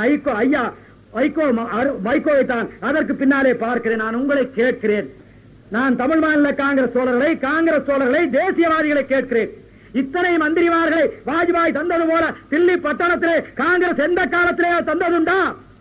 எந்த காலத்திலே தந்தது கிடையாது. எங்கள் அண்ணன் வைகோவின் செல்வாக்காலே வைகோ கேட்டார்கள், 2 பேருக்கு வேண்டும், செஞ்சி ராமச்சந்திரனுக்கு ஏற்கனவே தருவதாக சொல்லிவிட்டோம், ஆனால் அவரை விட மூத்தவரான கண்ணப்பன் இப்போது வெற்றி பெற்றிருக்கிறார், இவருக்கு கொடுத்தால் அவருக்கு கொடுக்க வேண்டும், எனவே 2 பேருக்கு நீங்கள் கொடுக்க வேண்டும் என்று சொன்னபோது வாஜ்பாய் சொன்னார்கள், 2 பேர் அல்ல, உங்கள் கட்சியில் இருக்கிற 4 பேருக்கும் கொடுக்க கூட நான் தயார் தான், ஆனால் உங்கள் கட்சிக்கு போலவே எல்லா கட்சிக்காரர்களும் கேட்பார்களே, நான் என்ன செய்வது? அதிலேயும் குறிப்பாக ஐயா பாட்டாளி மக்கள் கட்சியுடைய தலைவர் ராமதாஸ் உங்கள் கட்சி கணக்கை எப்போதும் கையிலே வைத்துக் கொண்டிருக்கிறார் என்று சொன்னார்கள். பரவாயில்லை, என் கட்சிக்கு கொடுப்பது போலவே அவர் கட்சிக்கும் கொடுங்கள் என்று சொல்லி நம்மாலே தான் இன்றைக்கு பாட்டாளி மக்கள் கட்சி கட்சிக்கும் 2 அமைச்சர் பதவி கிடைத்தது என்கிற செய்தியும் நான் உங்களிடத்திலே பதிவு செய்ய விரும்புகிறேன். நான் கேட்கிறேன், தேசிய தோழர்களே, இத்தனை அமைச்சர்களை அள்ளி தந்த கட்சி நம்முடைய அண்ணன் வைகோவாலே அள்ளி தந்த கட்சி வேறெந்த கட்சி என்று நீங்கள் சொல்லுங்கள் என்று நான் கேட்கிறேன். இந்த நேரத்தில் நான் கேட்கிறேன், தமிழ்நாட்டில் இருக்கிற பொதுமக்களை பார்த்து கேட்கிறேன், இந்த கட்சி தன்னன் தனியாக நின்ற போது நீங்கள் என்ன செய்து விட்டீர்கள் என்று ஒருமுறை எண்ணி பாருங்கள் என்று நான் கேட்கிறேன். எங்கள் அண்ணன் வைகோனுடைய பேச்சாலே இன்றைக்கு பாராளுமன்றத்தில் என்ன நடக்கிறது என்று நான் உங்களிடத்திலே பதிவு செய்வதற்கு முன்னாலே பல பேர் பாராளுமன்றத்திற்கு போயிருக்கிறார்கள். ஆனால் அவர்கள் எல்லாம் என்ன செய்தார்கள் என்று ஒருமுறை திரும்பி பாருங்கள். பாராளுமன்றத்திலே எத்தனை பேர் போனார்கள்? நான் கேட்டேன். அண்ணன் காளிமுத்து மேடைகளிலே கொட்டி முழக்கக்கூடியவர், அருமையான அழகு தமிழெடுத்து பேசக்கூடியவர், சங்க இலக்கியங்களே வரி பெறலாமல் ஒப்புவிக்கக்கூடியவர், இந்திய குடியரசுத் தலைவராக இருந்த ராதாகிருஷ்ணன் ஒரு புத்தகத்தை படித்தால் முதல் வரியில இருந்து கடைசி வரை வரையிலே அப்படியே ஒப்புவிக்கக்கூடியவர். அதுபோல் அண்ணன் காளிமுத்து ஒரு புத்தகத்தை படித்தால், அண்ணன் காளிமுத்து ஒரு பாடலை படித்தால் அந்த பாடலை முழுக்க ஒப்புவிக்கக்கூடிய அருமையான ஆற்றல் உள்ளவர் காளிமுத்து. அந்த காளிமுத்து எங்கள் அண்ணன் வைகோவை தோற்கடித்து பாராளுமன்றத்திற்கு போயிருக்கிறார். நான் கேட்டேன், காளிமுத்து பாராளுமன்றத்திலே பேசியிருக்கிறாரா என்று அதிமுக தோழனை பார்த்து கேட்டேன். அவர்கள் சொன்னார்கள், பாராளுமன்றத்திலே மேடை போடவில்லை, பாராளுமன்றத்திலே சால்வை போடவில்லை, பாராளுமன்றத்திலே பணம் கொடுக்கவில்லை, அதனாலே காளிமுத்து பேசவில்லை என்று அவர்கள் சொல்கிறார்கள். பாராளுமன்றத்திலே மூப்பனார் இருந்தாரே, பேசியிருக்கிறாரா என்று நான் கேட்டேன். பாராளுமன்றம் யாருடைய தொல்லையும் இல்லாமல், யாருடைய இடையூறும் இல்லாமல் பாக்கு போடுவதற்கு தோதான இடம் என்று கருப்பையா மூப்பனார் கருதிய காரணத்தால் அவர் அந்த பேசவில்லை என்று அவர்கள் சொன்னார்கள். அவர்கள் எல்லாம் பரவாயில்லை. இப்போது முண்டை முடிக்காரனான அந்த போயிருக்கிறானே, அவனாவது இதுவரையிலே பேசியிருக்கிறான் என்று கேட்டால் அவனுக்கு பேச தெரியாது, அவனுக்கு எந்த காலத்திலும் பேச தெரியாது, அவனுக்கு விழிக்க மாத்திரம்தான் தெரியும். உருட்டி உருட்டி முடித்துக் கொண்டிருக்கிறான். அங்கே இருக்கிற வடநாட்டுக்காரன் தமிழ்நாட்டு எம்பி ஒருவன் திருடன் மாதிரி இருக்கிறான் என்று கருதி கொண்டிருக்கிறார்கள் என்று அவர்கள் சொன்னார்கள். இவர்கள் எல்லாம் பேசாவிட்டாலும் பரவாயில்லை, கான்வென்ட் பாப்பா என்று சொல்கிறார்களே, கான்வென்ட்டில் படித்தவர், ஆங்கிலத்திலே புலந்து கட்டக்கூடியவர் என்று சொல்கிறார்களே, அந்த ஜெயலலிதா அம்மையார் மாநிலங்களவையில் இருந்தாரே, அவராவது அங்கே பேசினாரா என்று கேட்டால் அதிமுக தோழர்கள் சொல்கிறார்கள், ஜெயலலிதா பேசுவது என்றால் என்ன என்று தெரியுமா என்று கேட்டார்கள். தெரியாது என்று சொன்னேன். அவர்கள் சொன்னார்கள், ஜெயலலிதா பேசுவது என்பது எழுதி வைத்து படிப்பதாகும். எழுதி வைத்து படிப்பதற்கு கண்ணாடி வேண்டும், கண்ணாடி போட்டால் கட்டளகு போகும், கண்ணாடி போட்டால் வயதான மாதிரி தெரியும். கவர்ச்சி குறைவதற்கு ஜெயலலிதா ஒப்புக்கொள்ளவில்லை, அதனாலே ஜெயலலிதா பாராளுமன்றத்திலே பேசவில்லை என்று அதிமுக தோழர்கள் சொல்லிவிட்டார்கள். நான் உங்களை பார்த்து கேட்கிறேன், எங்கள் அண்ணன் வைகோ பேசிய பேச்சாலே என்னென்ன விளைந்தது என்று ஒரு பட்டியலிட்டு காட்டுகிறேன். அன்றைக்கு ஒரு 50 ஆண்டுகளுக்கு முன்னாலே தமிழன் கால்வாய் என்றொரு கால்வாய் வெட்டப்பட வேண்டும், கட்டப்பட வேண்டும் என்று தமிழர்கள் கோரிக்கை வைத்தார்கள். தமிழன் கால்வாய் வெட்டப்பட்டால் கட்டப்பட்டால் என்ன நடக்கும் என்று நீங்களும் தெரிந்து கொள்ளுங்கள். அந்த திட்டம் தீட்டப்பட்ட பிறகுதான் பனாமா கால்வாய் திட்டம், சூயஸ் கால்வாய் திட்டம் இவைகளெல்லாம் தீட்டப்பட்டது. பனாமா கால்வாய் திட்டம் தீட்டப்பட்டது, சூயஸ் கால்வாய் திட்டம் தீட்டப்பட்டது, வெட்டப்பட்டது, கட்டப்பட்டது. அதனாலே அதற்குள்ளே ஒரு நாளைக்கு 5000 கப்பல் உள்ளே போகிறது, வெளியே வருகிறது. 5 லட்சம் பேருக்கு நேரடி வேலை, 10 லட்சம் பேருக்கு மறைமுக வேலை அங்கே கிடைக்கிறது. அதுபோல் தென்தமிழ் நாட்டில் வேலை இல்லாத இளைஞர் கூட்டம், வேலை இல்லாத இளைஞர் கூட்டத்தினுடைய மூளை சைத்தான் குடியிருப்பு. இளைஞருடைய வேலை இல்லாத இளைஞருடைய மூளை சைத்தானுடைய குடியிருப்பு. எனவே வேலை இல்லாத இளைஞர்கள் ஜாதி சங்கத்தில் சேர்ந்து வெட்டி கொண்டு குத்தி கொண்டு சாகிறார்கள். தமிழன் ரத்தத்தை தமிழனை ஓட விடுகிறான், தமிழனை வெட்டி சாய்க்கிறான். எனவே அவர்களுக்கு வேலை தர வேண்டும் என்று எங்கள் அண்ணன் வைகோ கேட்டார்கள். எனக்கு மந்திரி பதவி வேண்டாம், ஆனால் அதற்கு பதிலாக தமிழன் கால்வாய் திட்டம் என்கிற தூத்துக்குடி துறைமுக திட்டம் என்கிற சேது சமுத்திர திட்டம் என்பதை தாருங்கள் என்று கேட்டார்கள். அண்ணன் வைகோவுடைய வேண்டுகோளை ஏற்று 5 கோடி ரூபாய் ஆய்வுக்கென வாஜ்பாயினுடைய அரசாங்கம் ஒதுக்கியது. வைகோவுடைய பேச்சாலே வந்தது. உடனே நீங்கள் கேட்கலாம், அதுபோல பல செய்திகள் வந்தது. இதே திருச்சி மாநகரத்தில் ஐயா காமராஜருடைய காலத்திலேதான் துப்பாக்கி தொழிற்சாலை, காமராஜருடைய காலத்திலேதான் ரயில் பெட்டி தொழிற்சாலை, காமராஜருடைய காலத்திலேதான் பாய்லர் தொழிற்சாலை இவையெல்லாம் வந்தது. அவருக்கு பிறகு இன்றைக்கு 1800 கோடி ரூபாய் ரயில்வே பட்ஜெட்டில் முதலாக ஒதுக்கப்பட்டது அண்ணன் வைகோவுடைய காலத்திலேதான். வைகோவிற்காகத்தான், காமராஜருக்காக ஒதுக்கியது போல வைகோவிற்காக அகலவையில் பாதை திரும்பிய புறமெல்லாம் ஒதுக்கினார்கள். ஆனாலும் கூட அண்ணன் வைகோ நிறைவடைந்தாரா என்றால் இல்லை. கேட்கிறார், பெரம்பூர் ரயில் பெட்டி தொழிற்சாலை, அதற்கு நீங்கள் வேலை தராமல் இருக்கிறீர்கள், எங்கள் தொழிலாளிகள் வேலை இழக்கக்கூடிய மிக மோசமான நிலையிலே இருக்கிறார்கள் என்று கேட்கிறார். திருச்சியில இருந்து நாகூர் வழியாக காரைக்கால் வரையிலே நீங்கள் அகலவையில் பாதை போடுவதாக சொன்னீர்கள். அதற்கு 57 கோடி ரூபாய் திட்டம். ஆனால் நீங்கள் ஒதுக்கி இருக்கிற தொகை 3 கோடி ரூபாய், மிச்சம் 54 எப்போது ஒதுக்குவீர்கள் கேட்கிறார். விருதுநகரில் இருந்து கொல்லம் வரையிலே அகலவையில் பாதை 280 கோடி, 48 கோடி வைகோவிற்காக ஒதுக்கி இருக்கிறார்கள். மிச்சம் கோடி எப்போது ஒதுக்குவீர்கள் வைகோ கேட்கிறார். தஞ்சையில இருந்து விழுப்புரம் வரையிலே 233 கோடியிலே அகலவையில் பாதை ஒதுக்கி இருப்பது 10 கோடி, மிச்சம் கோடி எப்போது ஒதுக்க போகிறீர்கள் என்று வைகோ கேட்கிறார். நாங்கள் ஆதரிக்கிறோம் என்பதற்காக அடிமைப்பட்ட அல்ல, எங்கள் உரிமைகளை நாங்கள் கேட்டுக் கொண்டிருக்கிறோம். இவ்வளவும் கேட்ட பிறகு அவர்கள் கேட்கிறார்கள், எல்லாம் சரிதான், வைகோ நல்ல தலைவர் தான், நன்றாக பேசக்கூடியவர் தான், திறமையானவர் தான், நேர்மையானவர் தான், உண்மையானவர் தான். ஆனால் வைகோ அடிக்கடி அணி மாறுகிறாரே, கூட்டணி மாறிக்கொண்டே இருக்கிறாரே, எல்லா கட்சியோடும் கூட்டு சேர்கிறாரே, அதனாலே கொண்ட கொள்கையை விட்டுவிட மாட்டார்களா என்று அவர்கள் கேட்கிறார்கள். கூட்டணி மாறுவதாலே வைகோ தன்னை இழந்து விட மாட்டாரா, கொள்கை இழந்து விட மாட்டாரா என்று கேட்கிறார்கள். அவர்களுக்கு பார்த்து நான் மெத்த அன்போடு சொல்வேன், மனிதன் என்னதான் உயர உயர பறந்தாலும் அவன் உடல் இந்த மண்ணின் மீது தான் நிற்கிறது. இந்த மண்ணின் மீது நிற்கிற வரையில் இந்த மண்ணின் தாக்கம் அவன் மீது வந்தே தீரும். எனவே இதுவும் வெற்றி பெறுகிற கட்சி என்று இந்த கட்சியை காட்டாமல் போனால் இந்த கட்சியை வளர்க்க முடியாது. அது இந்த மண்ணில் இன்றைக்கு ஒரு தேவையான கட்டத்திலே இருக்கிறது. ஆனால் நீங்கள் கேட்பதற்கு பதில் சொல்ல வேண்டிய கட்டாயம் எனக்கு இருக்கிறது. வைகோ பல பேரோடு கூட்டு சேர்வதாலே கெட்டு போக மாட்டாரா என்று நீங்கள் கேட்கிறீர்கள். நான் பதில் சொல்ல தயாராக இருக்கிறேன். நான் உங்களிடத்தில் எடுத்துக்காட்டோடு சொல்ல தயாராக இருக்கிறேன். ஜெயலலிதாவோடு சேர்ந்தே கெட்டு போகாத வைகோ இனி எந்த காலத்தில் யாரோடு சேர்ந்து கெட்டு போக போகிறார் என்று மாத்திரம் சொல்லுங்கள். கெட்டு போகாது மாத்திரமில்லை, அந்த சென்னாரெட்டி என்னை கெடுக்க பார்த்தார் என்று ஜெயலலிதா சொன்னாரே, அது மாதிரி எங்கள் அண்ணன் வைகோவை சொல்வதற்கு முன்னாலே விட்டு பிரிந்து ஓடி வந்திருக்கிறோம் கெட்டிக்காரத்தனமாக. நீங்கள் பாராட்ட வேண்டாமா? நாங்கள் யாரோடும் சேர்ந்து கெட்டு போக மாட்டோம். பாரதிய ஜனதா கட்சியோடு சேர்ந்தால் கெட்டு போய்விட மாட்டாரா? உங்கள் பாதை வேறு, பாரதிய ஜனதா கட்சியுடைய பாதை வேறு என்று நீங்கள் கேட்டால் மிக அருமையான எடுத்துக்காட்டு, நேற்று நடந்த எடுத்துக்காட்டு உங்களுக்கு என்னாலே சொல்ல முடியும். எங்கள் அண்ணன் வைகோ வேட்புமனு தாக்கல் செய்தார். வேட்புமனு தாக்கல் செய்கிற ஊர்வலத்துக்கு நானும் போயிருந்தேன். அந்த வேட்புமனு தாக்கல் செய்துட்டு வெளியே வந்தோம். பாரதிய ஜனதா கட்சியினுடைய மாவட்ட செயலாளர் அங்கே ஏறி பேசுகிற போது அவர் சொன்னார், இன்றைக்கு அமாவாசை, நிறைந்த நாளான அமாவாசை நாளான இந்த நாளில் வைகோ வேட்புமனு தாக்கல் செய்திருக்கிறார், வைகோ எங்கள் பாதைக்கு வந்து விட்டார் என்றவன் பேசிவிட்டான். எனக்கு ஆடி போனது. உண்மையிலேயே அன்றைக்கு அமாவாசை அன்றைக்கு வைகோ தாறுமாறாக தாக்கல் செய்து விட்டாரே, இவன் எடுத்துக்கொண்டு இப்படி பேசிவிட்டாரே என்று நான் வருத்தப்பட்டேன். ஆனால் வைகோ சிரித்துக் கொண்டே இருந்தார். அவர் சிரித்துக் கொண்டே எழுந்து வைகோ பேசினார். நம்முடைய தோழர் சொன்னார், நான் நிறைந்த நாளான அமாவாசை நாளிலே தாக்கல் செய்திருப்பதாக சொன்னார். நான் உடனடியாக முதல் நாளே வேட்பு விண்ணப்பத்தை தாக்கல் செய்து விரைவாக என்னுடைய கட்சி தோழர்கள் போட்டியிடுற தொகுதிக்கும் கூட்டணி தோழர்கள் போட்டியிடுற தொகுதிக்கும் போட்டியிட போக வேண்டியிருப்பதனாலே உடனடியாக இன்றைக்கு தாக்கல் செய்து இது என்ன நாள் என்று பார்க்கவில்லை. ஆனால் நான் ஒன்று பார்த்தேன், இது அமாவாசை நாள் என்பதை மாத்திரம் அவர் பார்த்திருக்கிறார். நான் இந்த வேட்பு விண்ணப்பம் தாக்கல் செய்திருக்கிற இந்த நேரம் என்ன நேரம் என்று நீங்கள் பாருங்கள், இது சரியான ராகு காலம் என்று வைகோ சொன்னார். நான் ராகு காலம் மாத்திரம் பார்த்து வந்தேன். நான் ராகு காலம் பார்த்துத்தான் தாக்கல் செய்திருக்கிறேன். எனவே அமாவாசை அடிபட்டு போனது, ராகு காலத்திலே நான் தாக்கல் செய்திருக்கிறேன் என்று சொன்னார். ஏக இந்தியாவிலே ராகு காலத்திலே வேட்பு விண்ணப்பம் தாக்கல் செய்து வெற்றி பெற்ற ஒரே வேட்பாளர் அண்ணன் வைகோ மாத்திரமே. இந்தியாவிலே வேற எந்த தொகுதியிலும் வேற எந்த வேட்பாளரும் அப்படி தாக்கல் செய்து விடவில்லை. எங்கள் அண்ணன் வைகோ யாரோடு சொன்னாலும் ஒரு காலத்திலே விதையை விட்டுக் கொடுத்து விட மாட்டார். அதே பாராளுமன்ற கட்டிடத்தில் இன்றைக்கும் சிறுபான்மை மக்களுக்கு அவர்களுக்கு இருந்த சலுகைகளை ஒழிக்கப்படுவதற்காக வந்தபோது அதை எதிர்த்து வாக்களித்த, தமிழ்நாட்டில் வாக்களித்த ஒரே கட்சி மறுமலர்ச்சி திராவிட முன்னேற்ற கழகம்.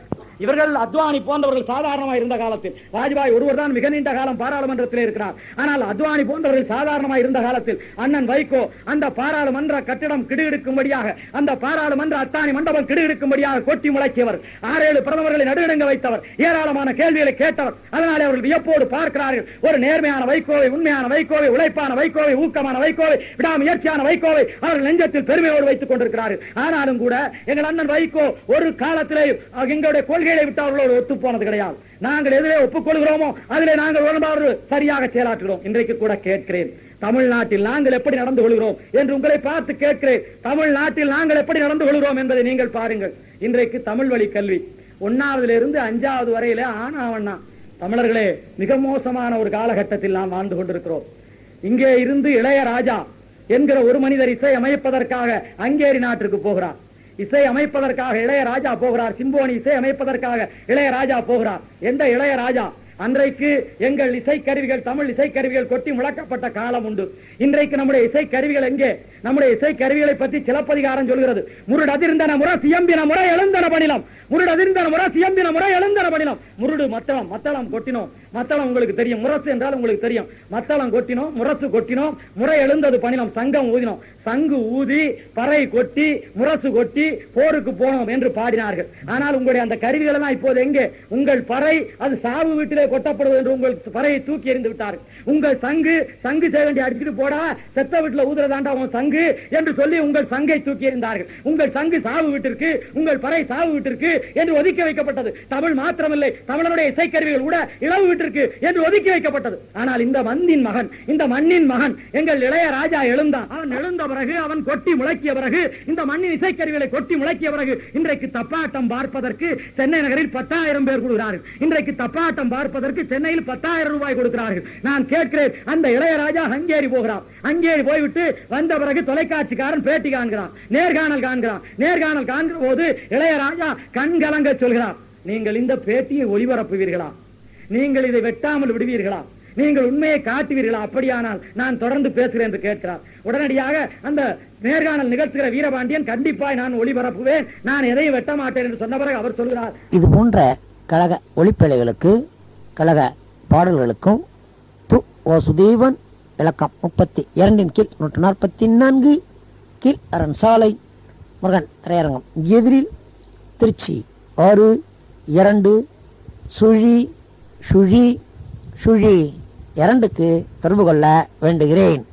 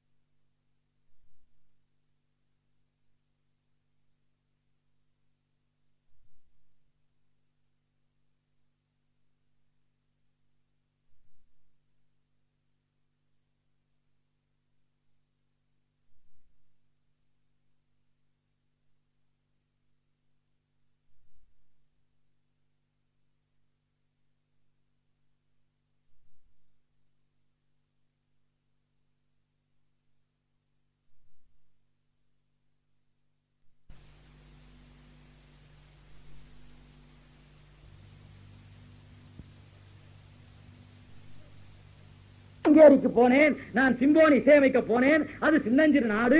தமிழ்நாட்டில் 1/6 தான் இருக்கும். அப்படி ஒரு சின்னஞ்சிறு நாடு.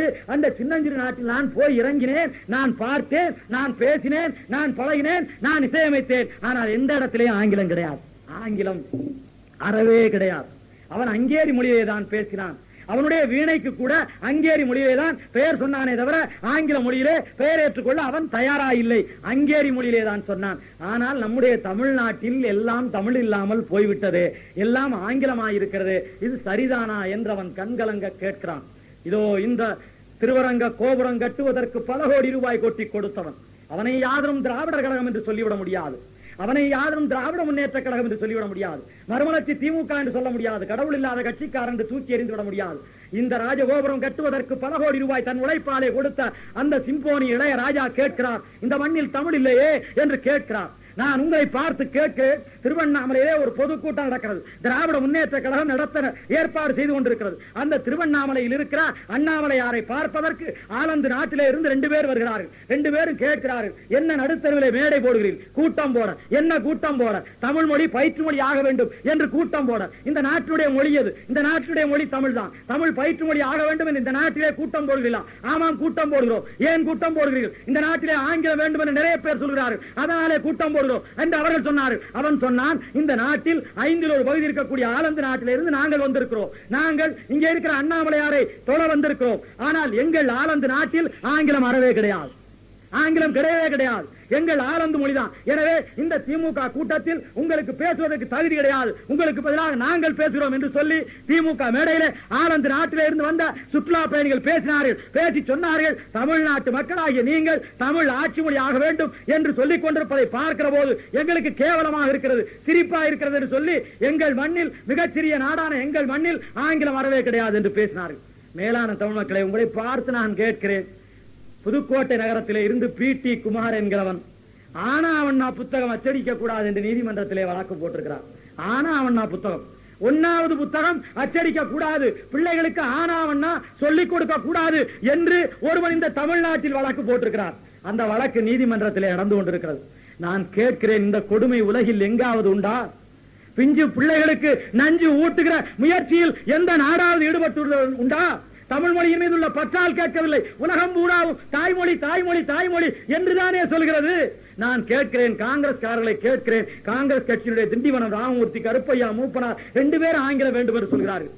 காங்கிரஸ்காரர்களை, தேசியவாதிகளை காந்தியார் சொல்கிறார். காந்தியார் சொல்கிறார் தாய்மொழி வழி கல்விதான் சிறந்தது என்று சொல்கிறார். காந்தியார் ராஜாஜி குடும்பத்தோடு அவர் கொள்வினை கொடுப்பனை செய்து கொண்டவர். ராஜாஜி குடும்பத்திலிருந்து அவர் ஆங்கிலத்திலே கடிதம் எழுதுகிறார்கள். ராஜாஜி குடும்பத்தை பார்த்தவர் கேட்கிறார், நீங்கள் அப்பனும் பிள்ளையும் ஏன் ஆங்கிலத்தில் எழுதிக் கொள்கிறீர்கள்? தமிழ் தானே உங்கள் தாய்மொழி, நீங்கள் தமிழில் எழுதிக் கொள்ளக் கூடாதா என்று அவர் கேட்கிறார். அது மாத்திரமில்லை, அவர் சொல்கிறார், உலகத்தில் உயர்ந்த மொழியான தமிழை நான் படிக்கிறேன், நீங்கள் ஏன் வேண்டாம் என்று வெறுக்கிறீர்கள் என்று காந்தியார் கேட்கிறார்.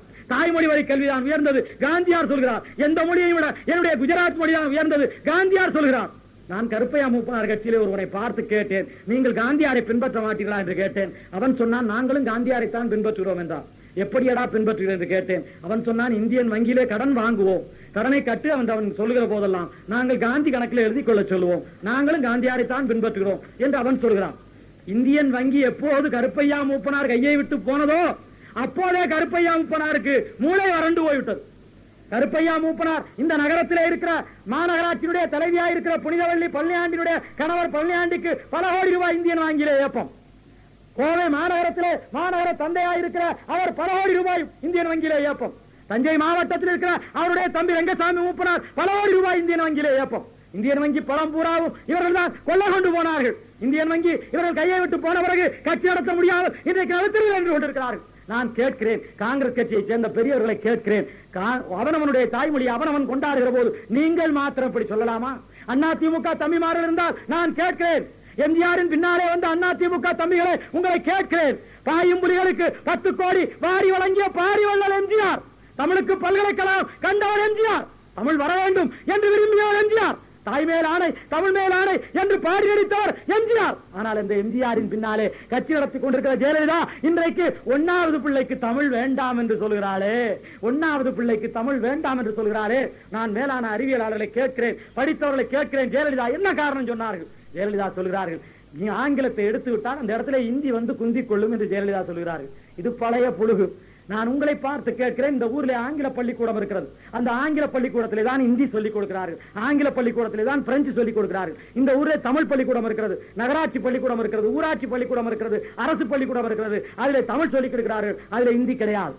தமிழ் இந்தியை கூட்டி வரவில்லை, உங்கள் ஆங்கில பள்ளி இந்தியை கூட்டி வருகிறது. அப்படியானால் ஆங்கிலம் இந்தியை தடுக்கும் என்பது கற்பனை, பொய், புனை சுருட்டு, புழுகு. உண்டா இல்லையா? அதே மாதிரி ஜெயலலிதா சொல்கிறார், மின் அணுவியல் படிப்பதற்கு, எலக்ட்ரானிக் படிப்பதற்கு, மின் அணுவியல் படிப்பதற்கு நன்றாக அறிவார்ந்த பெருமக்கள் தெரிந்து கொள்ள வேண்டும். மின் அணுவியல் படிக்க ஆங்கிலம் தேவையில்லையா என்று ஜெயலலிதா கேட்கிறார். மின் அணுவியல் என்றால் எலக்ட்ரானிக்ஸ். அடியே, மின் அணுவியல் ஆங்கிலத்திலேயா இருக்கிறது? அது ஜப்பானிலே தான் இருக்கிறது. அவனுடைய மண் சமமான மண் அல்ல.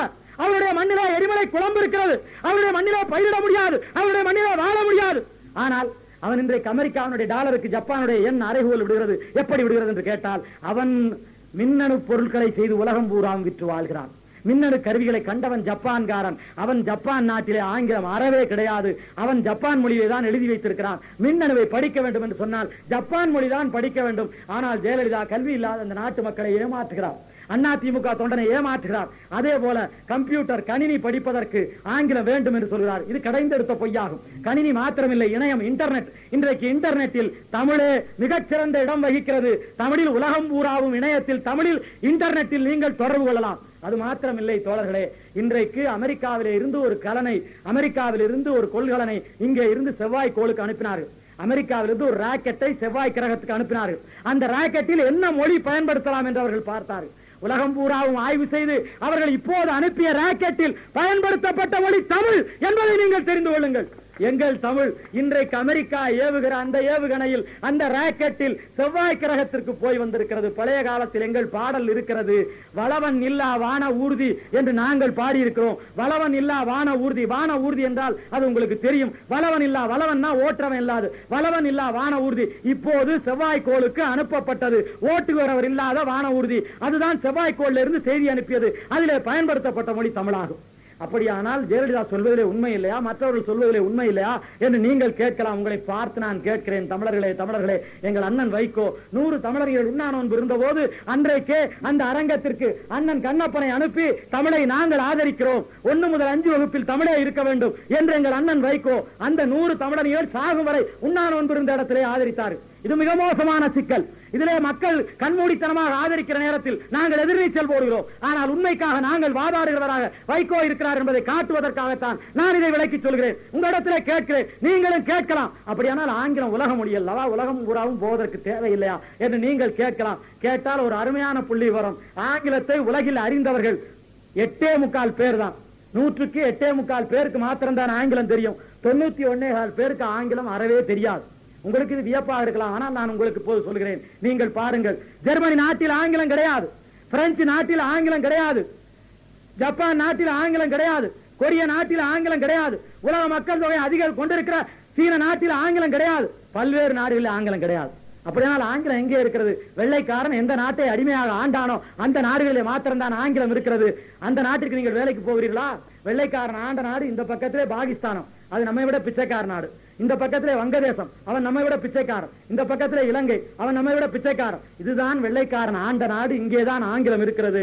அதற்கும் கூட நான் உங்களை பார்த்து கேட்கிறேன், வெளிநாட்டிற்கு வேலைக்கு போக முதலில் உலகம் பூராவும் போக என்பது அடிபட்டு போனது. வெளிநாட்டுக்கு வேலைக்கு போக ஆங்கிலம் என்று சொல்கிறார்கள். அது மிக வேடிக்கையான செய்தியாகும். எங்கள் மண்ணிலே இருந்துதான், புதுக்கோட்டை சீமையில இருந்துதான் உலகம் பூராவும் வேலைக்கு போகிறார்கள். புதுக்கோட்டை சீமையில இருந்து லெபனான் என்றும், ஈரான் என்றும், ஈராக் என்றும், குவைத் என்றும், பஹ்ரைன் என்றும், ஜோர்டான் என்றும், சவுதி அரேபியா என்றும் சொல்லப்படுகிற அரபு நாடுகளுக்கு போயிருக்கிறார்கள். நான் அவரிடத்தில் கேட்டேன், நீங்கள் அரபு நாட்டுக்கு போகிறீர்கள், அரபு தெரியுமா, உங்களுக்கு ஆங்கிலம் தெரியுமா, என்ன தெரிந்து போனீர்கள் என்று கேட்டேன். அவன் சொன்னான், தமிழே எழுத படிக்க தெரியாது, நான் கை நாட்டு தான் என்று சொன்னான்.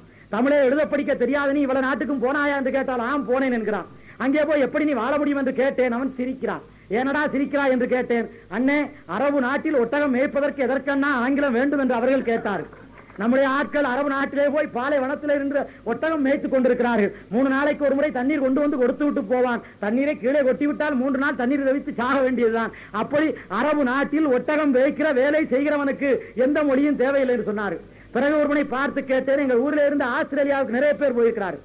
ஆஸ்திரேலியா வெள்ளைக்காரனுடைய நாடு, ஆஸ்திரேலியா வெள்ளைக்காரர் வாழ்கிற நாடு, அவர்கள் ஆங்கிலம் தான் பேசுவார்கள். அந்த நாட்டிலே ஆங்கிலம் தெரியாமல் போயிருக்கிறார்கள் என்று நான் கேட்டேன். அவனுக்கும் தமிழ் தெரியாது, அவனுக்கும் கையெழுத்து போட தெரியாது. நான் அவர்களை பார்த்து கேட்டேன், ஆஸ்திரேலியாவுக்கு போயிருக்கிறீர்களே, தமிழும் தெரியாது ஆங்கிலம் தெரியாது, என்ன செய்வீர்கள் என்று கேட்டேன். அவன் சொன்னான், ஆஸ்திரேலியாவுடைய அடர்ந்த காடுகளில் ஆடு மேய்ப்பதற்கு ஆங்கிலம் தேவையில்லை அண்ணா என்று அவர்கள் சொன்னார்கள். இந்த பக்கத்திலே பார்த்தேன், மலேசியாவிற்கு, சிங்கப்பூருக்கு, புருனேவுக்கு, இந்தோனேசியாவிற்கு எங்கள் ஊர்ல இருந்து ஆள்கள் போயிருக்கிறார். அந்த ஊர்ல எல்லாம் சீனாக்காரன் இருக்கிறான், சீன மொழி வேண்டும். அந்த ஊர்ல எல்லாம் மலாய்க்காரன் இருக்கிறான், மலாய் மொழி வேண்டும். நான் அவரிடத்துல கேட்டேன். அவர்கள் சொன்னார்கள், அங்கே இருக்கிற கட்டிட வேலை பார்க்கிறவர்களாக நாங்கள் இருக்கிறோம். அங்கே கட்டிட வேலையில மேலாளாக இருக்கிறவன் தமிழன், அந்த கட்டிட வேலையில சம்பளம் போடுறவன் தமிழன், அங்கே கட்டிட வேலையில முதலாளியா இருக்கிறவன் தமிழன், எல்லாரும் தமிழர்கள் தான். நாங்கள் ஒரு தமிழ் சிற்றூர் போல அங்கெங்கே வாழ்ந்து கொண்டிருக்கிறோம், தேவையில்லை என்று சொன்னார்கள். அப்படியானால் நீங்கள் கேட்கலாம், அமெரிக்காவிற்கு போக அல்லது இங்கிலாந்திற்கு போக ஆங்கிலம் வேண்டாமா என்று நீங்கள் கேட்கலாம். நான் கேட்டால் உங்களை திரும்ப கேட்கிறேன், அதோ அந்த குஜராத்திலே இருந்து சேட்டும் மார்வாடியும் திருச்சிக்கு வருகிறார்கள்.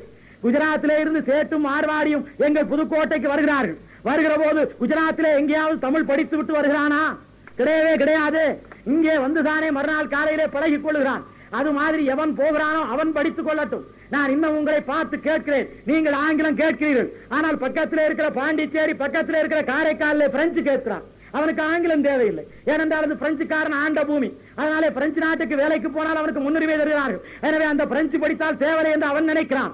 எனவே நான் உங்களை பார்த்து இன்னொரு கணக்கு சொல்லி கேட்கிறேன், நம்முடைய தமிழ்நாட்டிலிருந்து வெளிநாட்டுக்கு வேலைக்கு போக 100க்கு 3 பேர் மாத்திரமே, 3 பேர் 2.5 பேர் அரபு நாட்டுக்கே போகிறார்கள். அரை பேர் மாத்திரமே, 100க்கு 1 கூட இல்லை, 100க்கு அரை பேர் மாத்திரமே ஆங்கில நாட்டுக்கு போகிறான். அந்த அரை பேர் மாத்திரம் ஆங்கிலத்தை அவன் செலவில் படித்துக் கொள்ளட்டும். ஆங்கிலம் அரசாங்கத்தின் செலவிலே, ஆங்கிலம் மக்கள் செலவில் நிறைவேறக்கூடாது. ஆங்கிலம் அறவே அடியோடு ஒழிக்கப்பட வேண்டும். நான் இப்படி சொல்வதற்கு காரணம், ஏழை பிள்ளைகளுக்கு அடுக்கடுக்காக 7-8 மொழிகளை சொல்லி ஏழை பிள்ளைகளின் எதிர்காலத்தை நசுக்கி தொலைக்கிறார்கள். அன்றைக்கு அவர்கள் சொன்னார்கள், வடமொழி படிக்க வேண்டும் என்று சொன்னார்கள். 100க்கு 10 பேர் கூட தமிழ் படிக்காத காலம். தமிழர்கள் 90 பேர் படிக்காமல் இருந்த காலம். அன்றைக்கு வடமொழி படிக்க வேண்டும் என்று சொன்னான். தமிழே 90 பேருக்கு தெரியாது. அப்படியான வடமொழி படிக்க வேண்டும் என்று சொன்னால் அவன் படிக்க கூடாது என்று பொருள். அன்றைக்கு மருத்துவம் படிக்க அவர்கள் வடமொழி வேண்டும் என்று சொன்னார்கள். இன்றைக்கு மருத்துவம் படிக்கிறார்கள், வடமொழி இல்லை. அப்படியானால் அன்றைக்கு வடமொழி வேண்டும் என்று சொன்னது ஏமாற்றுத்தானே. அன்றைக்கு வடமொழி இருந்தால் தான் தமிழ் படிக்கலாம் என்று சொன்னது ஏமாற்றுத்தானே.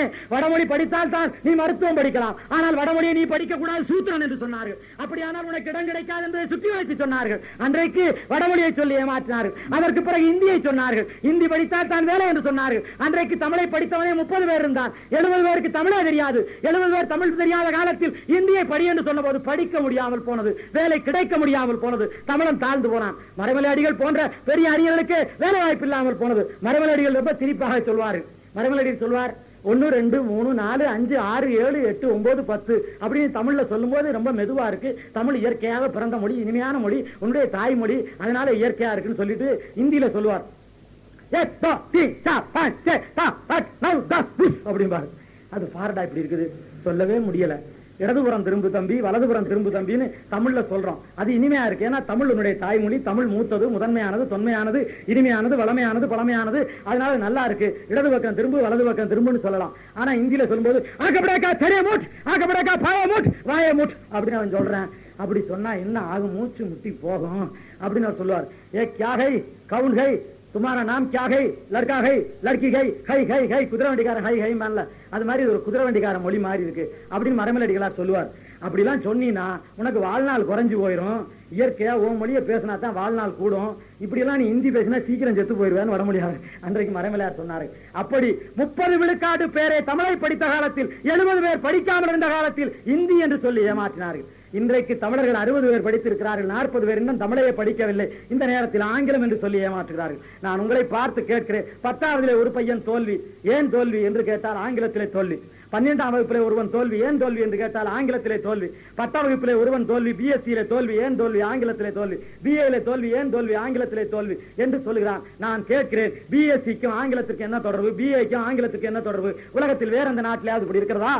மாணவர்களை கேட்கிறேன், நீ அறிவியல் வேதியியல் மாணவன், வேதியியல்ல வெற்றி பெற்றால் அறிவியல்ல உனக்கு பட்டம் தர வேண்டியதானே, வேதியத்துக்கு ஆங்கிலத்துக்கு என்ன தொடர்பு?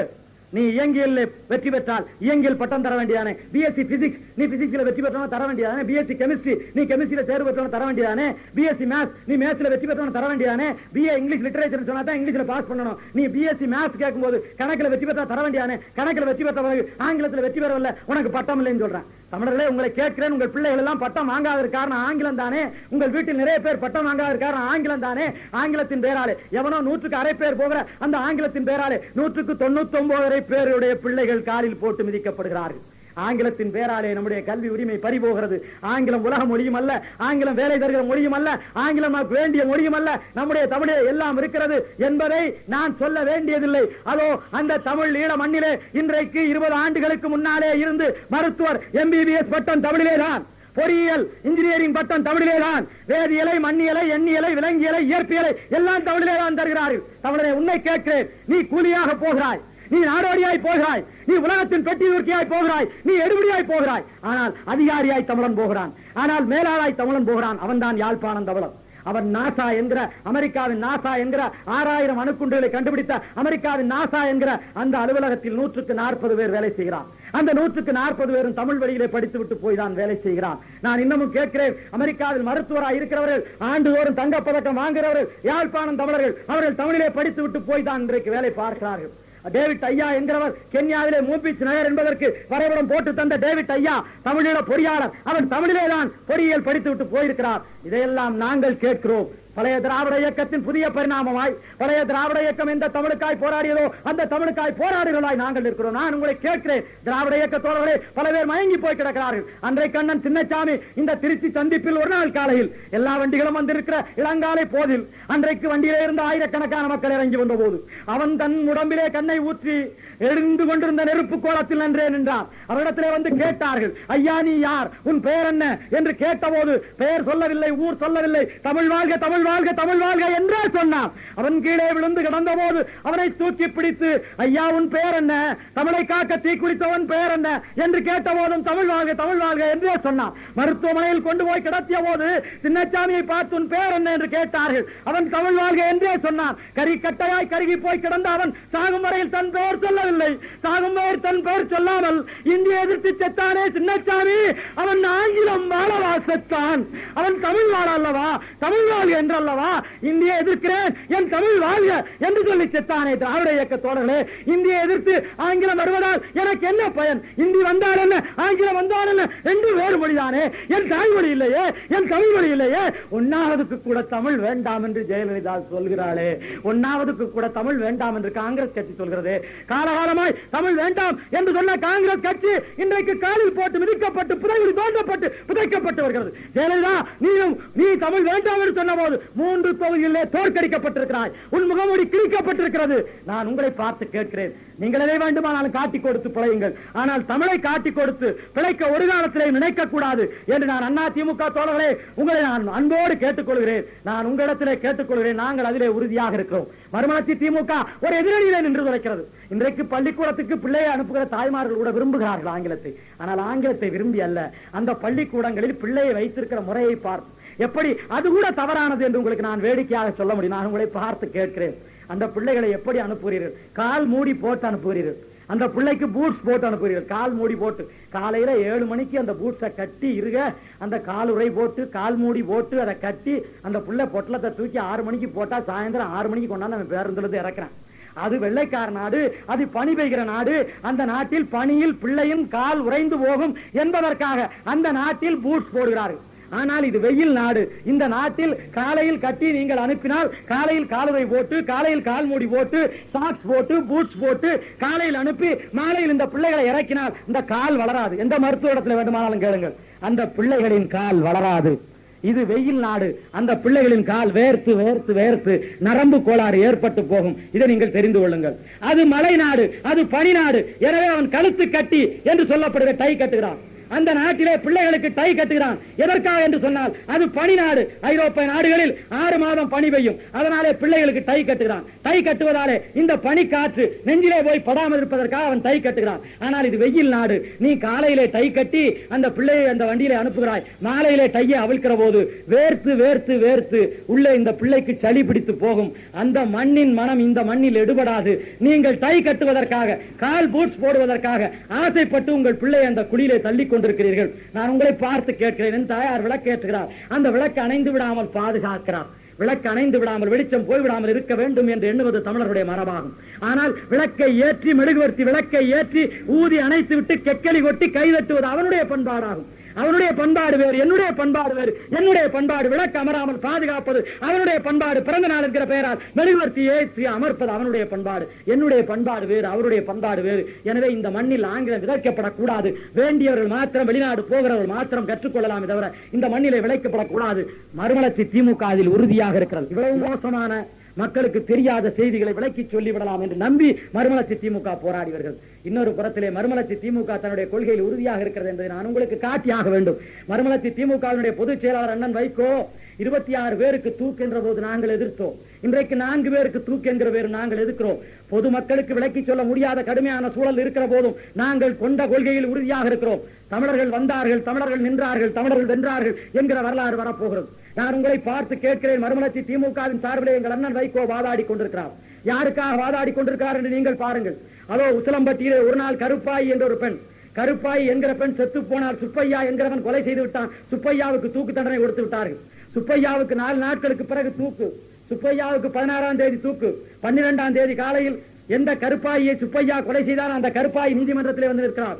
இந்த செய்தி 2 ஆண்டு காலத்திற்கு முன்னாலே செய்தித்தாள் ஒழுங்காக படிக்கிற அத்தனை பேருக்கு தெரியும். தமிழ்நாட்டில் நடந்த செய்தி. உசிலம்பட்டி நீதிமன்றத்திலே கருப்பாயி கொலை செய்யப்பட்டான். ஆனால் அந்த கருப்பாயே வந்து நிற்கிறார். நீதிபதி இடத்திலே சொல்கிறார், ஐயா நான் கருப்பாயி, நான் கூப்பிடவில்லை, வெளியே போ. இல்லை, நீங்கள் கொலை செய்ததாக கருதி சுப்பையா என்கிறவனுக்கு தூக்கு தண்டனை கொடுத்திருக்கிறீர்களே, அந்த கொலை செய்யப்பட்ட கருப்பாயி நான் தான் என்று சொல்கிறார். உடனே நீதிபதி பதறி போய், கருப்பாயி நீ சாகவில்லையா என்று கேட்கிறார். நான் சாகவே இல்லை. அப்படியானால் கருப்பாய் சாகாமல் கருப்பாய் செத்தார் என்று சொல்லி ஒருவனுக்கு அநியாயமாக தூக்கு கொடுத்திருக்கிறேனே, நல்ல வேளை அவன் சாகாமல் போனான். செத்திருந்தால் அந்த பாவம் தலையிலே விழுந்திருக்கும் என்று பதறி உடனே காவல்துறை எல்லாம் அழைக்கிறார்கள். இந்த ஊரிலே மாதிரி இல்லை, அந்த ஊரில் ஒரு மாதிரியான காவல்துறை. அவர்களை கூப்பிட்டு கேட்கிறார்கள், என்ன நடந்தது கேட்கிறார்கள். அவர்கள் சொல்கிறார்கள், உசிலம்பட்டியிலே ஒரு பிணம் கிடந்தது. அந்த பிணத்துக்கு வயது 35 வயது இருந்த அந்த பெண்மணியை நாங்கள் தூக்கி பார்த்தோம். அந்த பெண்மணியை மூஞ்சி கருகி போயிருந்தது. மூஞ்சி கருகி போயிருந்த காரணத்தாலே, முகம் தெரியாத காரணத்தாலே, இந்த பெண்ணுடைய பெயர் தெரியவில்லை. பெயர் தெரியாத காரணத்தாலே 35 வயசுல அந்த ஊர்ல இருந்து காணாமல் போனவர்கள் யார் என்று பார்த்தோம். 35 வயசான கருப்பாய் என்பவளை காணாமல் போயிருக்கிறாள் என்று அந்த ஊர்க்காரர்கள் சொன்னார்கள். எனவே காணாமல் போன கருப்பாய் தான் செத்து போனால் என்று பேரை எழுதி கொண்டோம். உடனே பேரை எழுதி கொண்டு செத்து போன கருப்பாய்க்கு எதிரி யார் என்று கேட்டோம். செத்து போன கருப்பாய்க்கு சுப்பையா எதிரி என்று சொன்னார்கள். எனவே எதிரியான சுப்பையா கருப்பாயை கொண்டு விட்டான் என்று நாங்களே எழுதினோம். அதற்கு சாட்சி தயார் பண்ணோம் என்று சொன்னார்கள். அட சண்டாளரே, நீங்கள் விட்ட கதையிலே நானும் அல்லவா சேர்ந்து அவனுக்கு தூக்கு கொடுத்து அந்த பாவம் என் தலையிலே வர இருந்தது என்று சொல்லி உடனடியாக அந்த சுப்பையாவை விடுதலை செய்து நீதிபதி உத்தரவு போட்டார். கருப்பாய் உயிரோடு இருக்கிறார், செத்து போனவள் யார் என்று காவல்துறை இன்னமும் தேடிக்கொண்டிருக்கிறது. நான் கேட்கிறேன், அன்றைக்கு சுப்பையாவை தூக்கிலே போட்டிருந்தால் கருப்பாய் திரும்பி வந்த போது என்ன கதை ஆகியிருக்கும் என்று தமிழர்களே நீங்கள் சொல்லுங்கள். அப்படியானால் இந்த 26 பேருடைய கதை அதுதானா என்று கேட்டால், ஆம் அதுதான். நான் கூறுகிறேன், வேறு யாரை விட சொல்லுகிறேன், கல்வி எனக்கு உண்டு. நான் கூறுகிறேன், நான் சென்னை சிறைச்சாலையிலே இருந்தேன். நான் சென்னை சிறைச்சாலையிலே இருந்த போது அந்த சிறைச்சாலையிலே ஒருவனுக்கு இவ்வளவுதான் கால் இருந்தது. அவனுக்கு இதற்கு கீழே காலே கிடையாது. ஒரு கால் மாத்திரம் இருந்தது. ஒரு கால் இதற்கு கீழே கிடையாது. கிருபன் என்ற பிள்ளைக்கு பெயர். அவனிடத்திலே கேட்டேன், உனக்கு தூக்கு தண்டனையா என்று கேட்டேன். ஆம் என்று சொன்னான். ராஜீவ்காந்தி நீ கொலை செய்தாயா என்று கேட்டேன். அவன் சிரித்தான். ஏனடா சிரிக்கிறாய் என்று கேட்டேன். எனக்கு ஒரு காலே இல்லை, நடக்கவே முடியாது, நான் எங்கே கொலை செய்வது என்று அவன் கேட்டான். நானும் கேட்டேன், ஒரு கால் இல்லாத நீ எப்படி கொலை வழக்கிலே சிக்கினாய் என்று கேட்டேன். அவன் சொன்னான், அதோ அந்த சிங்கள நாட்டிலே சிங்களவுடைய விமானம் மேலே பறந்து குண்டு வீசிய போது, அந்த குண்டு வீசி என் ஊரிலே விழுந்த போது அது என் காலில் பட்ட போது என் ஒற்றை கால் போனதன்னா, ஒரு கால் போன பிறகு என்ன செய்வதென்று தெரியாமல் நான் அங்கே தடுமாறி திரிந்த போது ஒரு மருத்துவர் சொன்னார், இதற்கு இங்கே மருத்துவம் கிடையாது, போர்க்களத்திலே மருத்துவம் கிடையாது, நான் முதலுதவி செய்திருக்கிறேன், ஒரு இடத்திலே பணமும் கிடையாது. எனவே இந்தியாவிலே ஜப்பல்பூர் என்று வடநாட்டிலே ஒரு ஊர் இருக்கிறது. ஜப்பல்பூரிலே செயற்கைக்கால் போடுகிறார்கள். ஜப்பல்பூரிலே செயற்கைக்கால் மிக குறைவான ரூபாயிலே போடுகிறார்கள். எனவே நீ ஜப்பல்பூருக்கு போய் செயற்கைக்கால் போட்டுக் கொண்டு வா என்று சொல்லி என்னை அனுப்பி வைத்தார். நான் கொஞ்சம் பணம் திரட்டி வந்த மீனவன் கால்கையில் நான் விழுந்து அந்த தோணியிலே ஏறி இங்கே வந்து சேர்ந்தேன். மருது பாண்டியர்கள் என்று சொல்லப்படுகிற சின்ன மருதுவும் பெரிய மருதுவும் அடைக்கலம் புகுந்த ஊமை துறையை காட்டி கொடுக்க மாட்டோம் என்று சொல்லி, அடைக்கலம் புகுந்த ஊமை துறையை காட்டி கொடுக்க மாட்டோம் என்று சொல்லி வெள்ளைக்காரர்களை எதிர்த்து போராடி தன் நாட்டை இழந்தார்கள், உயிரை இழந்தார்கள். அப்படி இழந்த மருது பாண்டியர்கள் ஆண்ட சிவகங்கை சீமையிலே வந்து இறங்கினேன். தமிழர்கள் மண்ணிலே இறங்கினேன், அடைக்கலம் தரும் மண்ணிலே இறங்கினேன். நான் இறங்கிய வேளை அன்றைக்கு தான் ராஜீவ்காந்தி கொலை செய்யப்பட்டார். அதனாலே என்னை கைது செய்தார்கள். ஒரு கால் இல்லாத என்னை கைது செய்து ராஜீவ்காந்தி கொலையாளியுடைய பட்டியலை சேர்த்து எனக்கும் தூக்கு தண்டனை தந்துவிட்டார்கள் என்று சொன்னான். நான் கேட்கிறேன் தமிழர்களே, ஒரு காலம் இல்லாமல் இந்த மண்ணில் ஜப்பல்பூரில் குறைந்த காசில் ஒரு கால் போட்டுக் கொள்ளலாம் என்று அவன் இங்கே வந்திருக்கிறான். கொடுமை கொடுமை என்று கோயிலுக்கு போனால் அங்கே 2 கொடுமை சிங்கு சிங்குன்னு ஆடிச்சாம்னு ஒரு சொல்லுவானே, அது மாதிரி அங்க ஆடின கொடுமையை பார்த்து இங்க காப்பாற்றுவாங்கன்னு வந்தா இங்க அதை விட கொடுமையாகி அங்கேயாவது கால் இல்லாம இருந்திருக்கலாம், இங்க தூக்கில் போட சொல்லி விட்டார்கள். தமிழர்களே, நான் கேட்கிறேன், தமிழ்நாட்டிலே ஒரு நீதிபதி 26 பேருக்கு தூக்கென்று தீர்ப்பு சொன்ன பின்னாலே உடனடியாக தூக்கு போட்டிருந்தால் என்ன நடந்திருக்கும்? தில்லி பட்டணத்திலே 3 நீதிபதிகள் சேர்ந்து 26 பேருக்கு தூக்கு என்பது நீதிக்கே தரப்பட்ட தூக்கு என்று தீர்ப்பு சொல்லி இருக்கிறார்கள். 26 பேருக்கு தூக்கு தந்திருந்தால் அது நீதிக்கு தரப்பட்ட தூக்கு, இவர்களுக்கு அல்ல என்று அவன் சொல்கிறான். ஏனென்றால் எந்த தொடர்பும் இல்லாமல் எதுவும் இல்லாமல் தன்னந்தனியாய் திரிந்தவனை எல்லாம் பிடித்து கொண்டு வந்து இந்த வழக்கிலே சேர்த்து எப்படியாவது வழக்கை முடிக்க வேண்டும் என்று கார்த்திகேயன் என்கிற மனிதன் இவர்களுக்கெல்லாம் தூக்கு தண்டனை வாங்கி கொடுத்தான் என்று அந்த தீர்ப்பிலே சொல்லி இருக்கிறார்களே. நான் கேட்கிறேன், இதை நாங்கள் விலைக்கு சொல்ல முடியாது. ஆனால் எங்கள் அண்ணன் வைகோ இதனாலே வாக்கு குறைந்தாலும் பரவாயில்லை, உண்மைக்காக போராடுகிறவனாக தமிழர்களுக்காக போராடுகிறவனாக நாம் இருந்தாக வேண்டும் என எங்கள் அண்ணன் வைகோ போராடி வருகிறார்கள். நான் உங்களை கேட்கிறேன், தேசியவாதிகளை உங்களை கேட்கிறேன். அதோ அந்த தம்பி இன்றைக்கு தமிழருக்கு என்று ஒரு நாட்டை பெற்றுத்தர இருக்கிற தம்பி பிரபாகரன் தலைக்கு பின்னாலே மாற்றி இருக்கிற படம் நேதாஜி சுபாஷ் சந்திர போஸ் படம். நான் கேட்கிறேன், நேதாஜி சுபாஷ் சந்திர போஸை கயவன் என்று எவருக்காவது சொல்லுகிற துணிச்சல் இருந்தால் எங்க தம்பியை சொல்லுங்கள். நான் கேட்கிறேன், அந்த பிள்ளை தமிழர்களுக்கு என்று ஒரு நாடு இல்லாமல் தவிக்கிறேன் இந்த தமிழகம். நான் உங்களை பார்த்து கேட்கிறேன், இன்றைக்கு பர்மா தேசம் இருக்கிறது. பர்மா தேசத்தில் ஒரு காலத்தில் 3 லட்சம் சீனர்கள், பர்மா தேசத்தில் அதே நேரத்தில் 3 லட்சம் தமிழர்கள். 3 லட்சம் சீனர்களும் வணிகம் செய்து கொண்டிருந்தார்கள், 3 லட்சம் சீனர்களும் வியாபாரம் செய்து கொண்டிருந்தார்கள். ஆனால் 3 லட்சம் சீனர்கள் இன்றைக்கு 50 லட்சமாய் பல்கி பெருகி தலைத்து கிடைத்திருக்கிறார்கள். ஆனால் 3 லட்சம் தமிழன் காணாமல் போயிருக்கிறான். என்ன ஆனான்? ஒரே நேரத்தில் 2 பேரும் 3 லட்சம், ஆனால் இன்றைக்கு அவன் 50 லட்சம். நீ காணாமல் போயிருக்கிறான். என்ன ஆனது? அந்த பர்மா தேசத்தில் சீனர்களை வெட்டிய போது சீனா சொன்னது, எங்கள் நாடு வரும், எங்கள் படை வரும், எங்கள் சீனர் மீது கை வைத்தால் நாங்கள் வருவோம் என்று சொன்னதனாலே அவன் மீது கை வைக்கவில்லை. அவன் இன்றைக்கு பெருகியிருக்கிறான். ஆனால் தமிழர்களை வெட்டிய போது, தமிழரை கொன்ற போது, தமிழரை துரத்திய போது கேட்பார் இல்லையே, பார்ப்பார் இல்லையே, நாடு இல்லையே, ஒரு நாடு இல்லையே, அரசு இல்லையே, கொடி இல்லையே, முடி இல்லையே, எவனும் இல்லையே.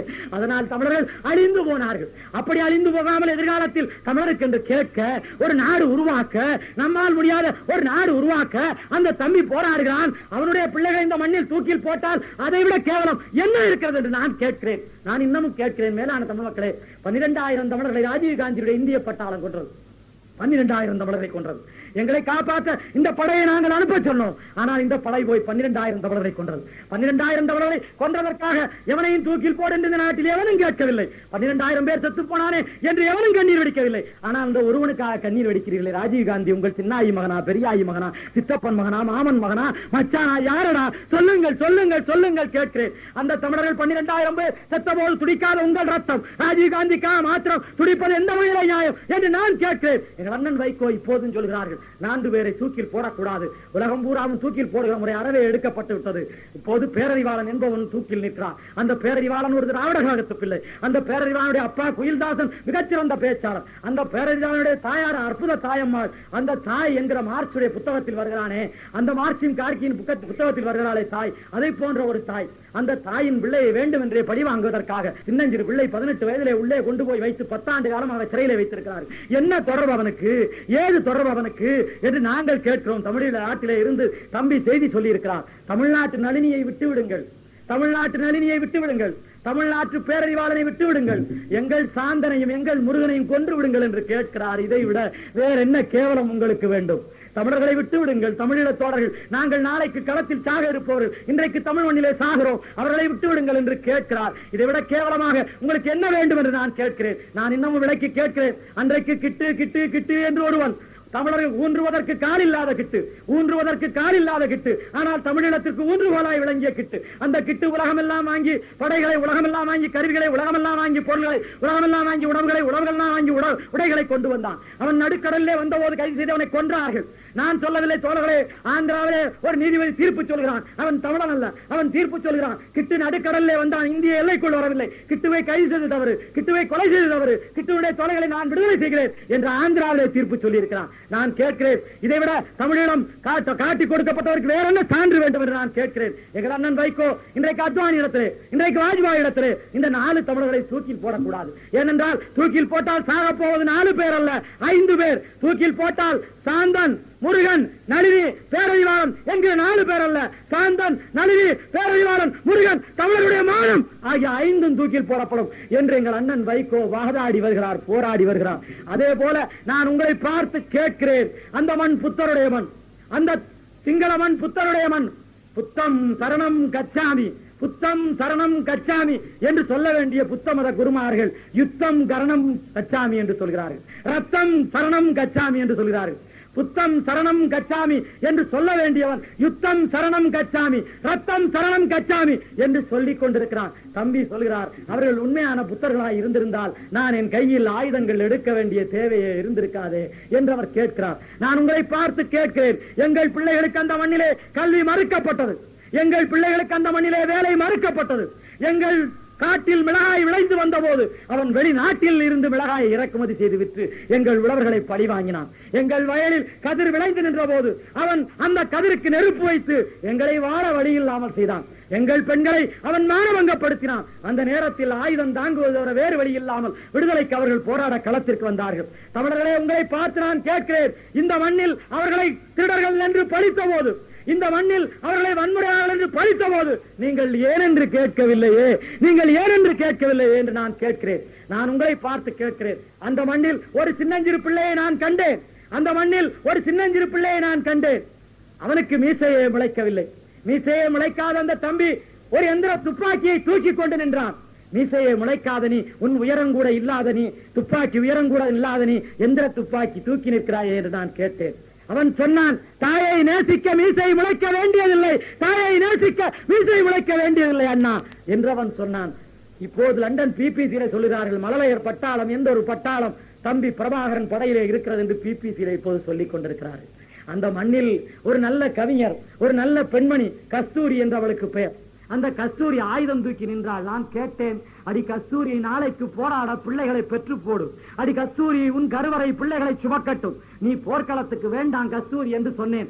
ஆணுக்கு இணையாக நானும் ஆயுதம் தாங்குவேன் அண்ணா, களப்பலியாய் சாவேன் அண்ணா என்று அவள் சொன்னாள். நான் கேட்டேன், அப்படியானால் கருத்தரிப்பது யார் கஸ்தூரி என்று நான் கேட்டேன். கஸ்தூரி சொன்னால், என் கல்லறையும் கருத்தரிக்கும், என் கல்லறையும் கருத்தரிக்கும் என்றந்த கஸ்தூரி சொன்னாள். ஒரு இளைஞனை நான் கண்டேன், கனவும் கற்பனையும் கைகோர்க்கும் பருவத்தில், கனவும் கற்பனையும் கைகோர்க்கும் பருவத்தில் நீ ஒரு பெண்ணை விரும்படா தம்பி என்று நான் சொன்னேன். புயல் மணக்க நிற்கிற தம்பி, நீ ஒரு பெண்ணை விரும்ப என்று கேட்டேன். அவன் சொன்னான், மண்ணை முத்தமிட துடிக்கும் வேளையில் எந்த பெண்ணையும் முத்தமிட முடியாதண்ணா, மண்ணை முத்தமிட துடிக்கும் வேளையில் எந்த பெண்ணையும் முத்தமிட முடியாதண்ணா என்று அவன் சொன்னான். நான் கேட்கிறேன், தமிழர்களே, உங்களை பார்த்து நான் கேட்கிறேன், நீங்கள் சொல்லுங்கள். அதோ அந்த சிங்கள பட்டாளம் 1 கோடி பேரை கொண்ட மிகப்பெரிய மக்கள் தொகை கொண்ட பட்டாளம். அந்த சிங்கள பட்டாளம் எல்லா வாய்ப்பு வசதியும் உள்ள பட்டாளம். அந்த சிங்கள பட்டாளம் ஆயுதம் ஏந்தின மக்களை பாட்டி வதக்கிய போது, நம் மக்களை துண்டாடிய போது, நம் மக்களை கொன்று குவித்த போது, நம்முடைய வயல்வெளிகளை, நம்முடைய வீடுகளை, நம்முடைய வாசல்களை எல்லாம் இடித்து நொறுக்கிய போது உலகம் ஏனென்று கேட்கவில்லை. யாசர் அராபத் என்பதற்காக 23 அரபு நாடுகள் ஏனென்று கேட்டது. 23 அரபு நாடுகளும் அவருடைய ஒரு நாட்டில் ஒரு எண்ணெய் கிணறை கொடுத்தார்கள், பெய்ரூட் விமான நிலையத்தை கொடுத்தார்கள். ஆனால் தமிழர்களே, நீங்கள் என்ன கொடுத்தீர்கள்? காட்டி கொடுத்தீர்கள். நான் கேட்கிறேன், இந்த தமிழ் மண்ணில் அவர்கள் விளைப்பால் கொண்டு வந்து வாங்கிய விடைகளை, மருந்துகளை நீங்கள் காட்டி கொடுத்தீர்கள். நான் இப்போது உங்களை கேட்கிறேன், அன்றைக்கு அந்த பட்டாளம் அவர்களை பார்த்து வெடிகுண்டு வீசியது, அன்றைக்கு அந்த பட்டாளம் அவர்களை கொன்று குவித்தது, அன்றைக்கு அந்த பட்டாளம் மன்னாரிலே, வவுனியாவிலே, மட்டக்குளப்பிலே, திரிகோணமலே எங்கள் மக்களை வேட்டையாடியது. ஆனால் இன்றைக்கு எங்கள் தம்பியின் பட்டாளம் கொழும்பு நகரையே சூறையாடி கொண்டிருக்கிற காட்சியை பாருங்கள். அன்றைக்கு அந்த பட்டாளம் அவர்களுடைய கப்பற்படை வரும். அந்த கப்பற்படை வருகிற போது எங்கள் பிள்ளைகள் மீன் பிடிக்க முடியாமல் ஓடி வருவார்கள். எங்கள் மீனவருடைய வலை அறுத்தறியப்படும். அவர்களுடைய வலை மாத்திரமல்ல, தமிழ்நாட்டு மீனவருடைய வலையும் அறுத்தறியப்படும். அவர்கள் மாத்திரமல்ல, எங்கள் புதுக்கோட்டை சீமையிலே, கோட்டை பட்டணத்திலே, மணமேல்குடியிலே, கிருஷ்ணாஜி பட்டணத்திலே, எல்லா இடத்திலேயும் நம்முடைய தமிழர்கள் கரையேறி சுட்டுத் தள்ளப்படுவார்கள். அன்றைக்கு திரைகடல் ஓடி திரவியம் தேடிய தமிழன் தன்கடல் மீன்பிடிக்க முடியாமல் தடுமாறி கொண்டிருந்ததை நீங்கள் பார்த்தீர்கள். ஆனால் பிறகு ஆனது, எங்கள் பிள்ளைகள் ஆயுதம் இல்லாத நமக்கு உயிரே ஆயுதம் என்று கருதினார்கள். ஆயுதம் இல்லாவிட்டால் என்ன, உயிரே ஆயுதம் என்று கருதினார்கள். உடம்பெல்லாம் குண்டு கட்டி ஆள் கிழக்கிலே முக்குளித்து, ஆள் கடலிலே முக்குளித்து, உடம்பெல்லாம் குண்டு கட்டி ஆள் கடலிலே முக்குளித்து, அங்கே கண்ணி அங்கே கண்ணி என்று ஒரு தங்கச்சி அடிக்கடலிலே போனாள். அடிக்கடலில் முக்குளித்து அங்கே கண்ணி என்கிற தங்கச்சி அவருடைய மிகப்பெரிய கப்பலின் நடுவிலே போய் முட்டினாள். அவ்வளவு பெரிய கப்பலும் சிதறி போனது. என் அங்கே கண்ணி என்கிற தங்கச்சியும் சில்லு சில்லாய் சில்லு சில்லாய் வானமண்டலம் முழுவதும் சிதறி போனாள். அதற்கு பிறகு எங்கள் தம்பியின் பாணி மாறியது. இனிமேல் கப்பலை உடைக்க வேண்டாம் என்று உத்தரவிட்டார். அந்த கடலுக்குள் எந்த கப்பல் போனாலும் அதை அப்படியே ஓட்டிக் கொண்டு போனார்கள். சிம்பாவே நாட்டிலே இருந்து எரிகணைகள் செல்கள் ஏற்றிக்கொண்டு பெரிய கப்பல் வந்தது. அதை சேதாரம் இல்லாமல் விடுதலை புலிகள் ஓட்டிக் கொண்டு போனார்கள். அந்த கப்பலில் இருந்து 65,000 எரிகணைகளும் இறக்கிக் கொள்ளப்பட்டது. இந்தியாவிலே இருந்து நம்முடைய இந்திய படை வீரர்களுக்கு ஆடுகள் ஓட்டிக் கொண்டு போகப்பட்டது. ஆடுகள் புலிகளுக்கு இரையானது. அந்த கப்பல் சேதாரம் இல்லாமல் ஓட்டிக் கொண்டு போய் அந்த ஆடுகள் எல்லாம் நம்முடைய புலிகளுக்கு இரையானது. அந்த சீன நாடு பபிதா என்கிற பெரிய கப்பல் உட்பட 4 கப்பல்களை அனுப்பியது. 4 கப்பல்களையும் சேதாரம் இல்லாமல் தம்பியின் பட்டாளம் ஓட்டிக் கொண்டு போனது. முதலிலே உடைத்தார்கள், பிறகு ஓட்டிக் கொண்டு போனார்கள். இப்போது அன்றைக்கு சொன்னான் அந்த கடல் பீட்டி நீலகண்ட சாஸ்திரி சொன்னான் அந்த கடல் சோழன் ஏரி, அந்த கடலில் சோழனின் கடற்படை இருக்கிறது என்று சொன்னான். அந்த கடல் இன்றைக்கு எங்கள் தம்பிகளின் ஏரி, தமிழீழ ஏரி, விடுதலை புலிகளின் ஏரி. இன்றைக்கு எங்கள் கலங்கள் மாத்திரமே மிதக்கிறது. போன வாரம் தினமணியிலே 11 கப்பல்கள் தமிழீழ விடுதலை புலிகளின் கப்பல்கள் என்று போட்டிருந்தார்கள். 11 அல்ல தமிழர்களே, நீங்கள் மகிழ்ச்சியாக கேட்டுக் கொள்ளுங்கள். நம்முடைய தமிழீழ விடுதலை புலிகளுக்கு 400 கப்பல்கள் ஓடுகிறது. 400 கப்பல்கள் அந்த கடலிலே இன்றைக்கு மிதக்கிறது. 1 அல்ல 2 அல்ல, தினமணி போட்டது போல 11 அல்ல, 400 கப்பல்கள் இன்றைக்கு அந்த கடலிலே மிதக்கிறது. உலகம் பூராவும் எங்கள் கப்பல் போகிறது வருகிறது. உலகம் பூராவும் இருந்து ஆயுதம் கொண்டு வரப்படுகிறது. அன்றைக்கு வானூர்தியிலே வருவான், குண்டு வீசுவான், பதுங்கு கிடங்கள் வெட்டப்பட்டது.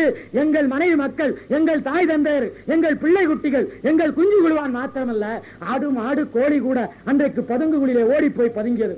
பிறகு அந்த விமானங்களை நாங்கள் வீழ்த்தினோம். பிறகு ஏராளமான விமானங்களை நாங்கள் வீழ்த்தினோம். அது ஒரு காலம். இன்றைக்கு எங்கள் விமானம் பறக்கிறது.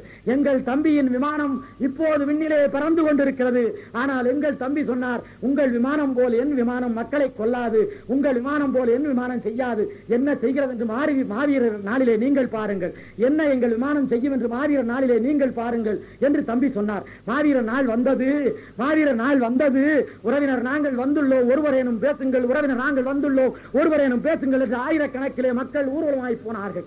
அந்த கல்லறைகளை நோக்கி போனார்கள், அந்த நடுகளை நோக்கி போனார்கள். அப்படி போனபோது சிங்கள பட்டாளம், அப்படி போனபோது சிங்கள மக்கள் பயந்திருந்தார்கள். வானூர்தி வரும் என்று சொல்லிவிட்டார்களே, என்ன செய்யும் என்று பார்த்தார்கள். வானூர்தி வளர்ந்தது, எங்கள் முதல் வானூர்தி பறந்தது. ஆனால் விண்ணிலே பறந்த எங்கள் முதல் வானூர்தி எங்கள் வீரர்களின் கல்லறைகளிலே மலர் தூவியது. எங்கள் முதல் வானூர்தி எங்கள் வீரர்களின் கல்லறையிலே மலர் தூவியது. உலகம் வியந்தது. தம்பியின் வானூர்தி மக்கள் மீது குண்டு வீசவில்லை, தம்பியின் வானூர்தி வீரர்கள் மீது மலர் வீசி இருக்கிறது என்று உலகம் பேசியது. நான் உங்களை பார்த்து கேட்கிறேன், கோலையாய் போயிருக்கிற தமிழர்களை உங்களை பார்த்து கேட்கிறேன். அன்றைக்கு மாவீரர் கூட்டம் தமிழர் கூட்டம் என்று பேசப்பட்ட காலம் உண்டு. அன்றைக்கு ஒரு இலக்கியத்தில் நான் படிக்கிறேன். அந்த இலக்கியத்தில் ஒரு கோட்டை முற்றுகையிடப்பட்டிருக்கிறது. அந்த கோட்டை முற்றுகையிடப்பட்டிருக்கிற போது கோட்டைக்குள்ளே இருக்கிற படை வெளியே வர வேண்டும். உள்ளே கற்கள் குவிக்கப்பட்டிருக்கிறது. ஒரு சக்கரம் சுத்துகிறது. அந்த சக்கரத்தில் அடிக்கு ஒரு கரண்டி இருக்கிறது. அந்த சக்கரம் சுத்துகிற போது அடிக்கு ஒரு கரண்டி அந்த கற்களை அள்ளி அள்ளி வெளியே வீசுகிறது. கல் வீசப்பட்ட போது எதிரே இருக்கிற படை சிதறி ஓடுகிற போது உள்ளே இருக்கிற படை வெளியே வந்தது. இந்த பக்கத்திலே ஒரு கொப்பரையில் எண்ணெய் கொதிக்கிறது. சக்கரம் சுற்றுகிறது. அடிக்கு ஒரு கரண்டி இருக்கிறது. கொதிக்கிற எண்ணெய் அள்ளி வெளியே வீசுகிறது. அதனாலே வெளியே இருக்கிற படை சிதறுகிறது. உள்ளே இருக்கிற படை வெளியே வருகிறது. இப்படி முற்றுகை முறியடிக்கப்பட்டு போர் நடந்தது என்று சொல்லுகிறார்கள். இந்த கொப்பரையிலே சுற்றுகிற இந்த சக்கரம் நெய் எரி கவன், இது கல் எரி கவன், இது கல்லை எறிவதாலே கல்லெறி கவன், இது நெய்யை எறிவதாலே நெய்யெறி கவன் என்று எழுதியிருக்கிறது. அந்த வீரம் பொய்யோ கற்பனையோ புனை சுருட்டோ புழுகோ என்று நான் கருதியதுண்டு, தமிழர்களே கருதியதுண்டு. ஆனால் தமிழர் வீரம் உண்மை என்று காட்டிவிட்டார்கள். உலகம் முழுவதும் நிலை நாட்டி விட்டார்கள். அன்றைக்கு இங்கிலாந்தில் இருந்து சார்லஸ் மன்னர் புறப்படுகிற போது என் தம்பி லாரன்ஸ் சிலரை கூப்பிட்டார். லண்டனில் இருக்கிற லாரன்ஸ் விடுதலை புலிகளின் பொறுப்பாளர். உன்னை நான் கேட்கிறேன், இலங்கை தீவிலே என்னை அழைக்கிறார் சந்திரிகா, போகலாமா என்று கேட்டார். நீங்கள் போகலாம், ஆபத்து வராது என்றவன் சொன்னான். அன்றைக்கு அவர் போய் இறங்குகிறார். அவர் கொழும்பு நகரத்திலே இருக்கிறார். ஏற்கனவே எங்கள் இஸ்லாமியருடைய பள்ளிவாசல் தகர்க்கப்பட்டது, எங்கள் கிறிஸ்தவருடைய கோயில் நொறுக்கப்பட்டது, எங்கள் முருகன் ஆலயம் நொறுக்கப்பட்டது. இங்கிலாந்து மன்னர் போய் உட்கார்ந்திருக்கிறார். உட்கார்ந்திருக்க நேரத்தில் புத்த தேவனுடைய பல் கண்டி நகரத்திலே இருக்கிறது. கண்டி என்பது சிங்களருடைய பகுதியில் இருக்கிறது. கண்டி என்பது எல்லையிலே அல்ல, கண்டி என்பது சிங்களருடைய பகுதியில் இருக்கிறது. கண்டி நகரத்தில் புத்தருடைய பல் இருக்கிறது. புத்தர் பல் எந்த கோவிலில் இருக்கிறதோ அந்த கோவிலில் தான் மறுநாள் காலையில் அவர் பேசப் போகிறார். அந்த இங்கிலாந்து இளவரசர் சார்லஸ் பேசப் போகிறார். ஆனால் முதல் நாள் அந்த கண்டி கோயிலின் மீது ஒரு வண்டி நிறைய வெடிகுண்டு ஏற்றிக்கொண்டு என் பிள்ளை ஒருவன் மோதினான். கண்டியிலே இருந்த புத்தர் தேவாலயம் நொறுங்கியது. எங்கள் தேவாலயம் நொறுங்கியது நேற்று, உன் தேவாலயம் நொறுங்கியது இன்று என்று காட்டினார்கள். இளவரசர் சிரித்தார். இளவரசர் போனார், பேசினார், வானூர்தி நிலையத்தில் ஏறினார். வானூர்தியில பறக்கிற போது திரும்பி பார்த்தார். திரும்பி பார்த்த போது எந்த வானூர்தி நிலையத்தில் இருந்து இளவரசர் புறப்பட்டாரோ அந்த வானூர்தி நிலையம் வெடித்து தாழ்ந்தது. இளவரசர் நினைத்தார், அவர்கள் நினைத்திருந்தால் ஏற்கனவே தகர்த்திருக்கலாம். ஆனால் நம்மை பாதுகாக்க வேண்டும் என்பதற்காக வானூர்தி விண்ணிலே பறந்த பின்னால் அவர்கள் தகர்த்திருக்கிறார்கள் என்று இளவரசர் உலகம் பூராவும் சொன்னார். இன்றைக்கு ஆன இரவில் நடந்த போரை இங்கிலாந்து பட்டாளம் பாடமாய் பயின்று கொண்டிருக்கிறது. அதே போல அமெரிக்க பட்டாளம் பயந்து கொண்டிருக்கிறது. அமெரிக்கா எப்படி பயப்படுகிறது? காலாதாருக்கு வந்தது, அமெரிக்கா பயிற்சி கொடுக்க வந்தது, அமெரிக்க வீரர்கள் வந்தார்கள். கொழும்பு நகரத்திலே காலாதார் என்கிற தங்கு விடுதியிலே வந்து தங்கினார்கள். காலாதார் என்பது 3 மாடி கட்டடம். அதற்கு பக்கத்திலே 39 மாடி கட்டடம். 3 மாடி கட்டடத்திலே தங்கியிருந்த அமெரிக்க வீரர்கள் கொஞ்ச நேரம் வெளியே போனார்கள். கொஞ்ச நேரம் வெளியே போன போது பக்கத்தில் இருந்த 39 மாடி கட்டடத்தை எங்கள் தற்கொலை பட்டாளம் போய் மோதியது. 39 மாடியும் தரைமட்டமாய் போனது. போனவர்கள் திரும்பி வந்து பார்த்தார்கள். 39 மாடியும் தரைமட்டமாய் இருப்பதை பார்த்தார்கள். அமெரிக்காவிற்கு செய்தி சொன்னார்கள். 39 மாடியை தரைமட்டமாக்கிய இவர்கள் நினைத்திருந்தால் 3 மாடியை தரைமட்டமாக்கி இருக்கலாம். ஆனால் அமெரிக்காக்காரனை எச்சரிக்கத்தான் விரும்புகிறார்களே தவிர அமெரிக்காக்காரனை கொல்ல அவர்கள் விரும்பவில்லை.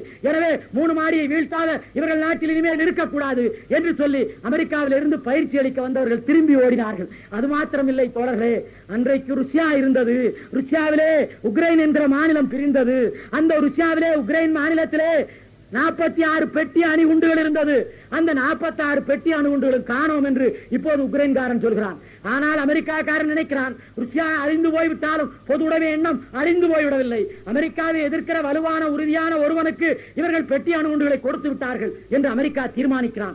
யார் அந்த உறுதியான மனிதன்? உலகில் ஒரு உறுதியான மனிதனுக்கு இந்த பெட்டி அணுகுண்டுகள் போய் சேர்ந்திருக்கிறது என்று அவனுடைய உளவாளிகளை விட்டு அவன் வேவு பார்க்கிறான். வேவு பார்க்கிற போது 46 பெட்டி அணுகுண்டுகளும் அமெரிக்கா அவர்கள் தேடிக்கொண்டிருந்த 46 பெட்டி அணுகுண்டுகளும் உக்ரைன் நாட்டிலே இருந்து தம்பி பிரபாகரன் கைக்கு போயிருக்கிறது என்கிற செய்தி இவர்கள். உடனே அவன் சொல்கிறான், தம்பி பிரபாகரன் மாவீரன், அவனுக்கு ராஜீவ்காந்தி ஒன்றுதான், கிளின்டன் ஒன்றுதான் என்று அவர்கள் முடிவு செய்கிறார்கள்.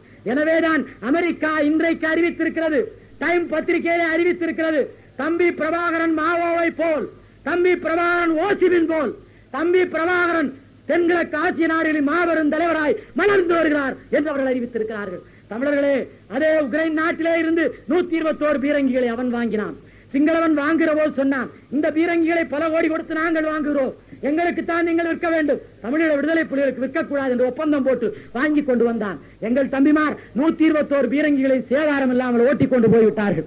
இப்போது உக்ரைன்காரன் கேட்கிறான், நாங்களாவது காசுக்கு விட்டு போமே, நீங்கள் சும்மா கொண்டு போய் கொடுத்து விட்டீர்களே என்று இப்போது அவன் உங்களுக்கு ஒரு இழப்பு வந்தால் கேட்பதற்கு ஒரு நாட்டை உருவாக்கக்கூடியவனாக அவன் இருக்கிறான். எங்கள் அண்ணன் வைகோ. அதனாலே அன்றைக்கு இருந்து இன்றைக்கு வரைக்கும் தமிழ் ஈழம் என்பதில் நாங்கள் உறுதியாக இருக்கிறோம்.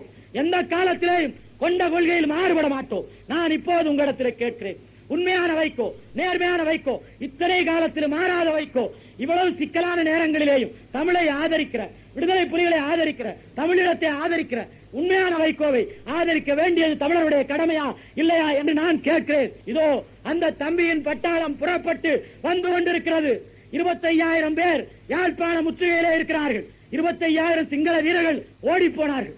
25,000 சிங்கள வீரர்கள் செத்து போனார்கள். என் தம்பி நாளை முற்றுகை அறிவிக்கும் போது பாகிஸ்தானத்திலே 1,00,000 பேர் இந்திய படையிடம் சரணடைந்தது போல எங்கள் தம்பியின் முன்னால் 25,000 பேர் சரண் அடைய, எங்கள் தமிழ் கொடி பறக்க, ஐநா மன்றத்தின் முன்னால் எங்கள் தமிழ் கொடி பறக்க, தமிழ் வாழ்வு சிறக்க இதோ ஒரு காலம் வந்து கொண்டிருக்கிறது.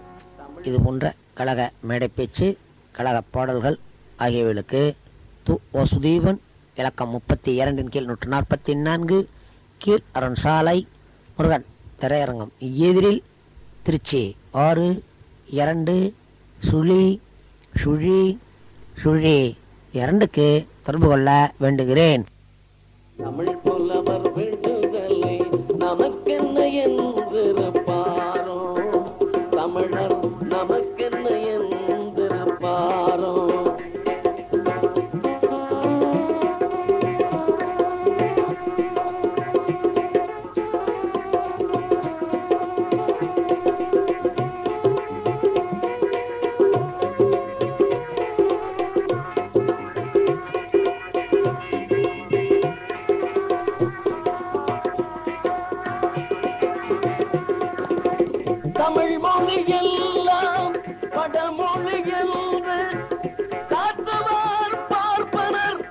மெய்யில நின்று தமிழ் மொழி எல்லாம் தமிழ் மொழி என்று காற்றவர் தமிழர்கள் மெய்யிலே நின்று தமிழ் மொழி எல்லாம் தமிழ் மொழி என்று காற்றவர் தமிழர்கள் மெய்யிலே நின்று தமிழ்நாட்டு விடுதலை தமிழ் புலவர் விடுதலை நமக்கென்ன என்று பாரோ தமிழர் நமக்கென்ன என்று பாரோ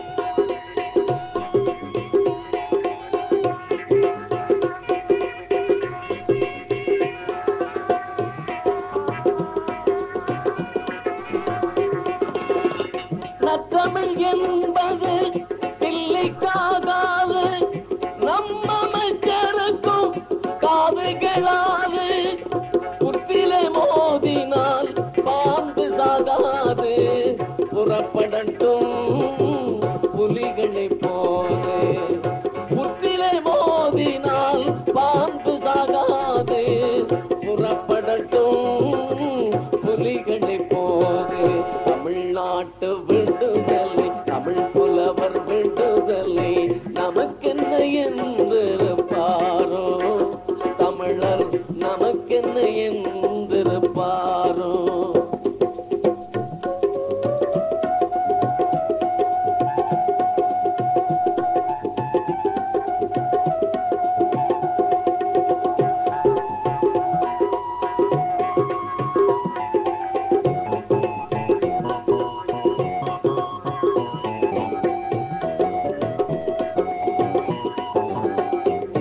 தமிழ் விடுதலை பா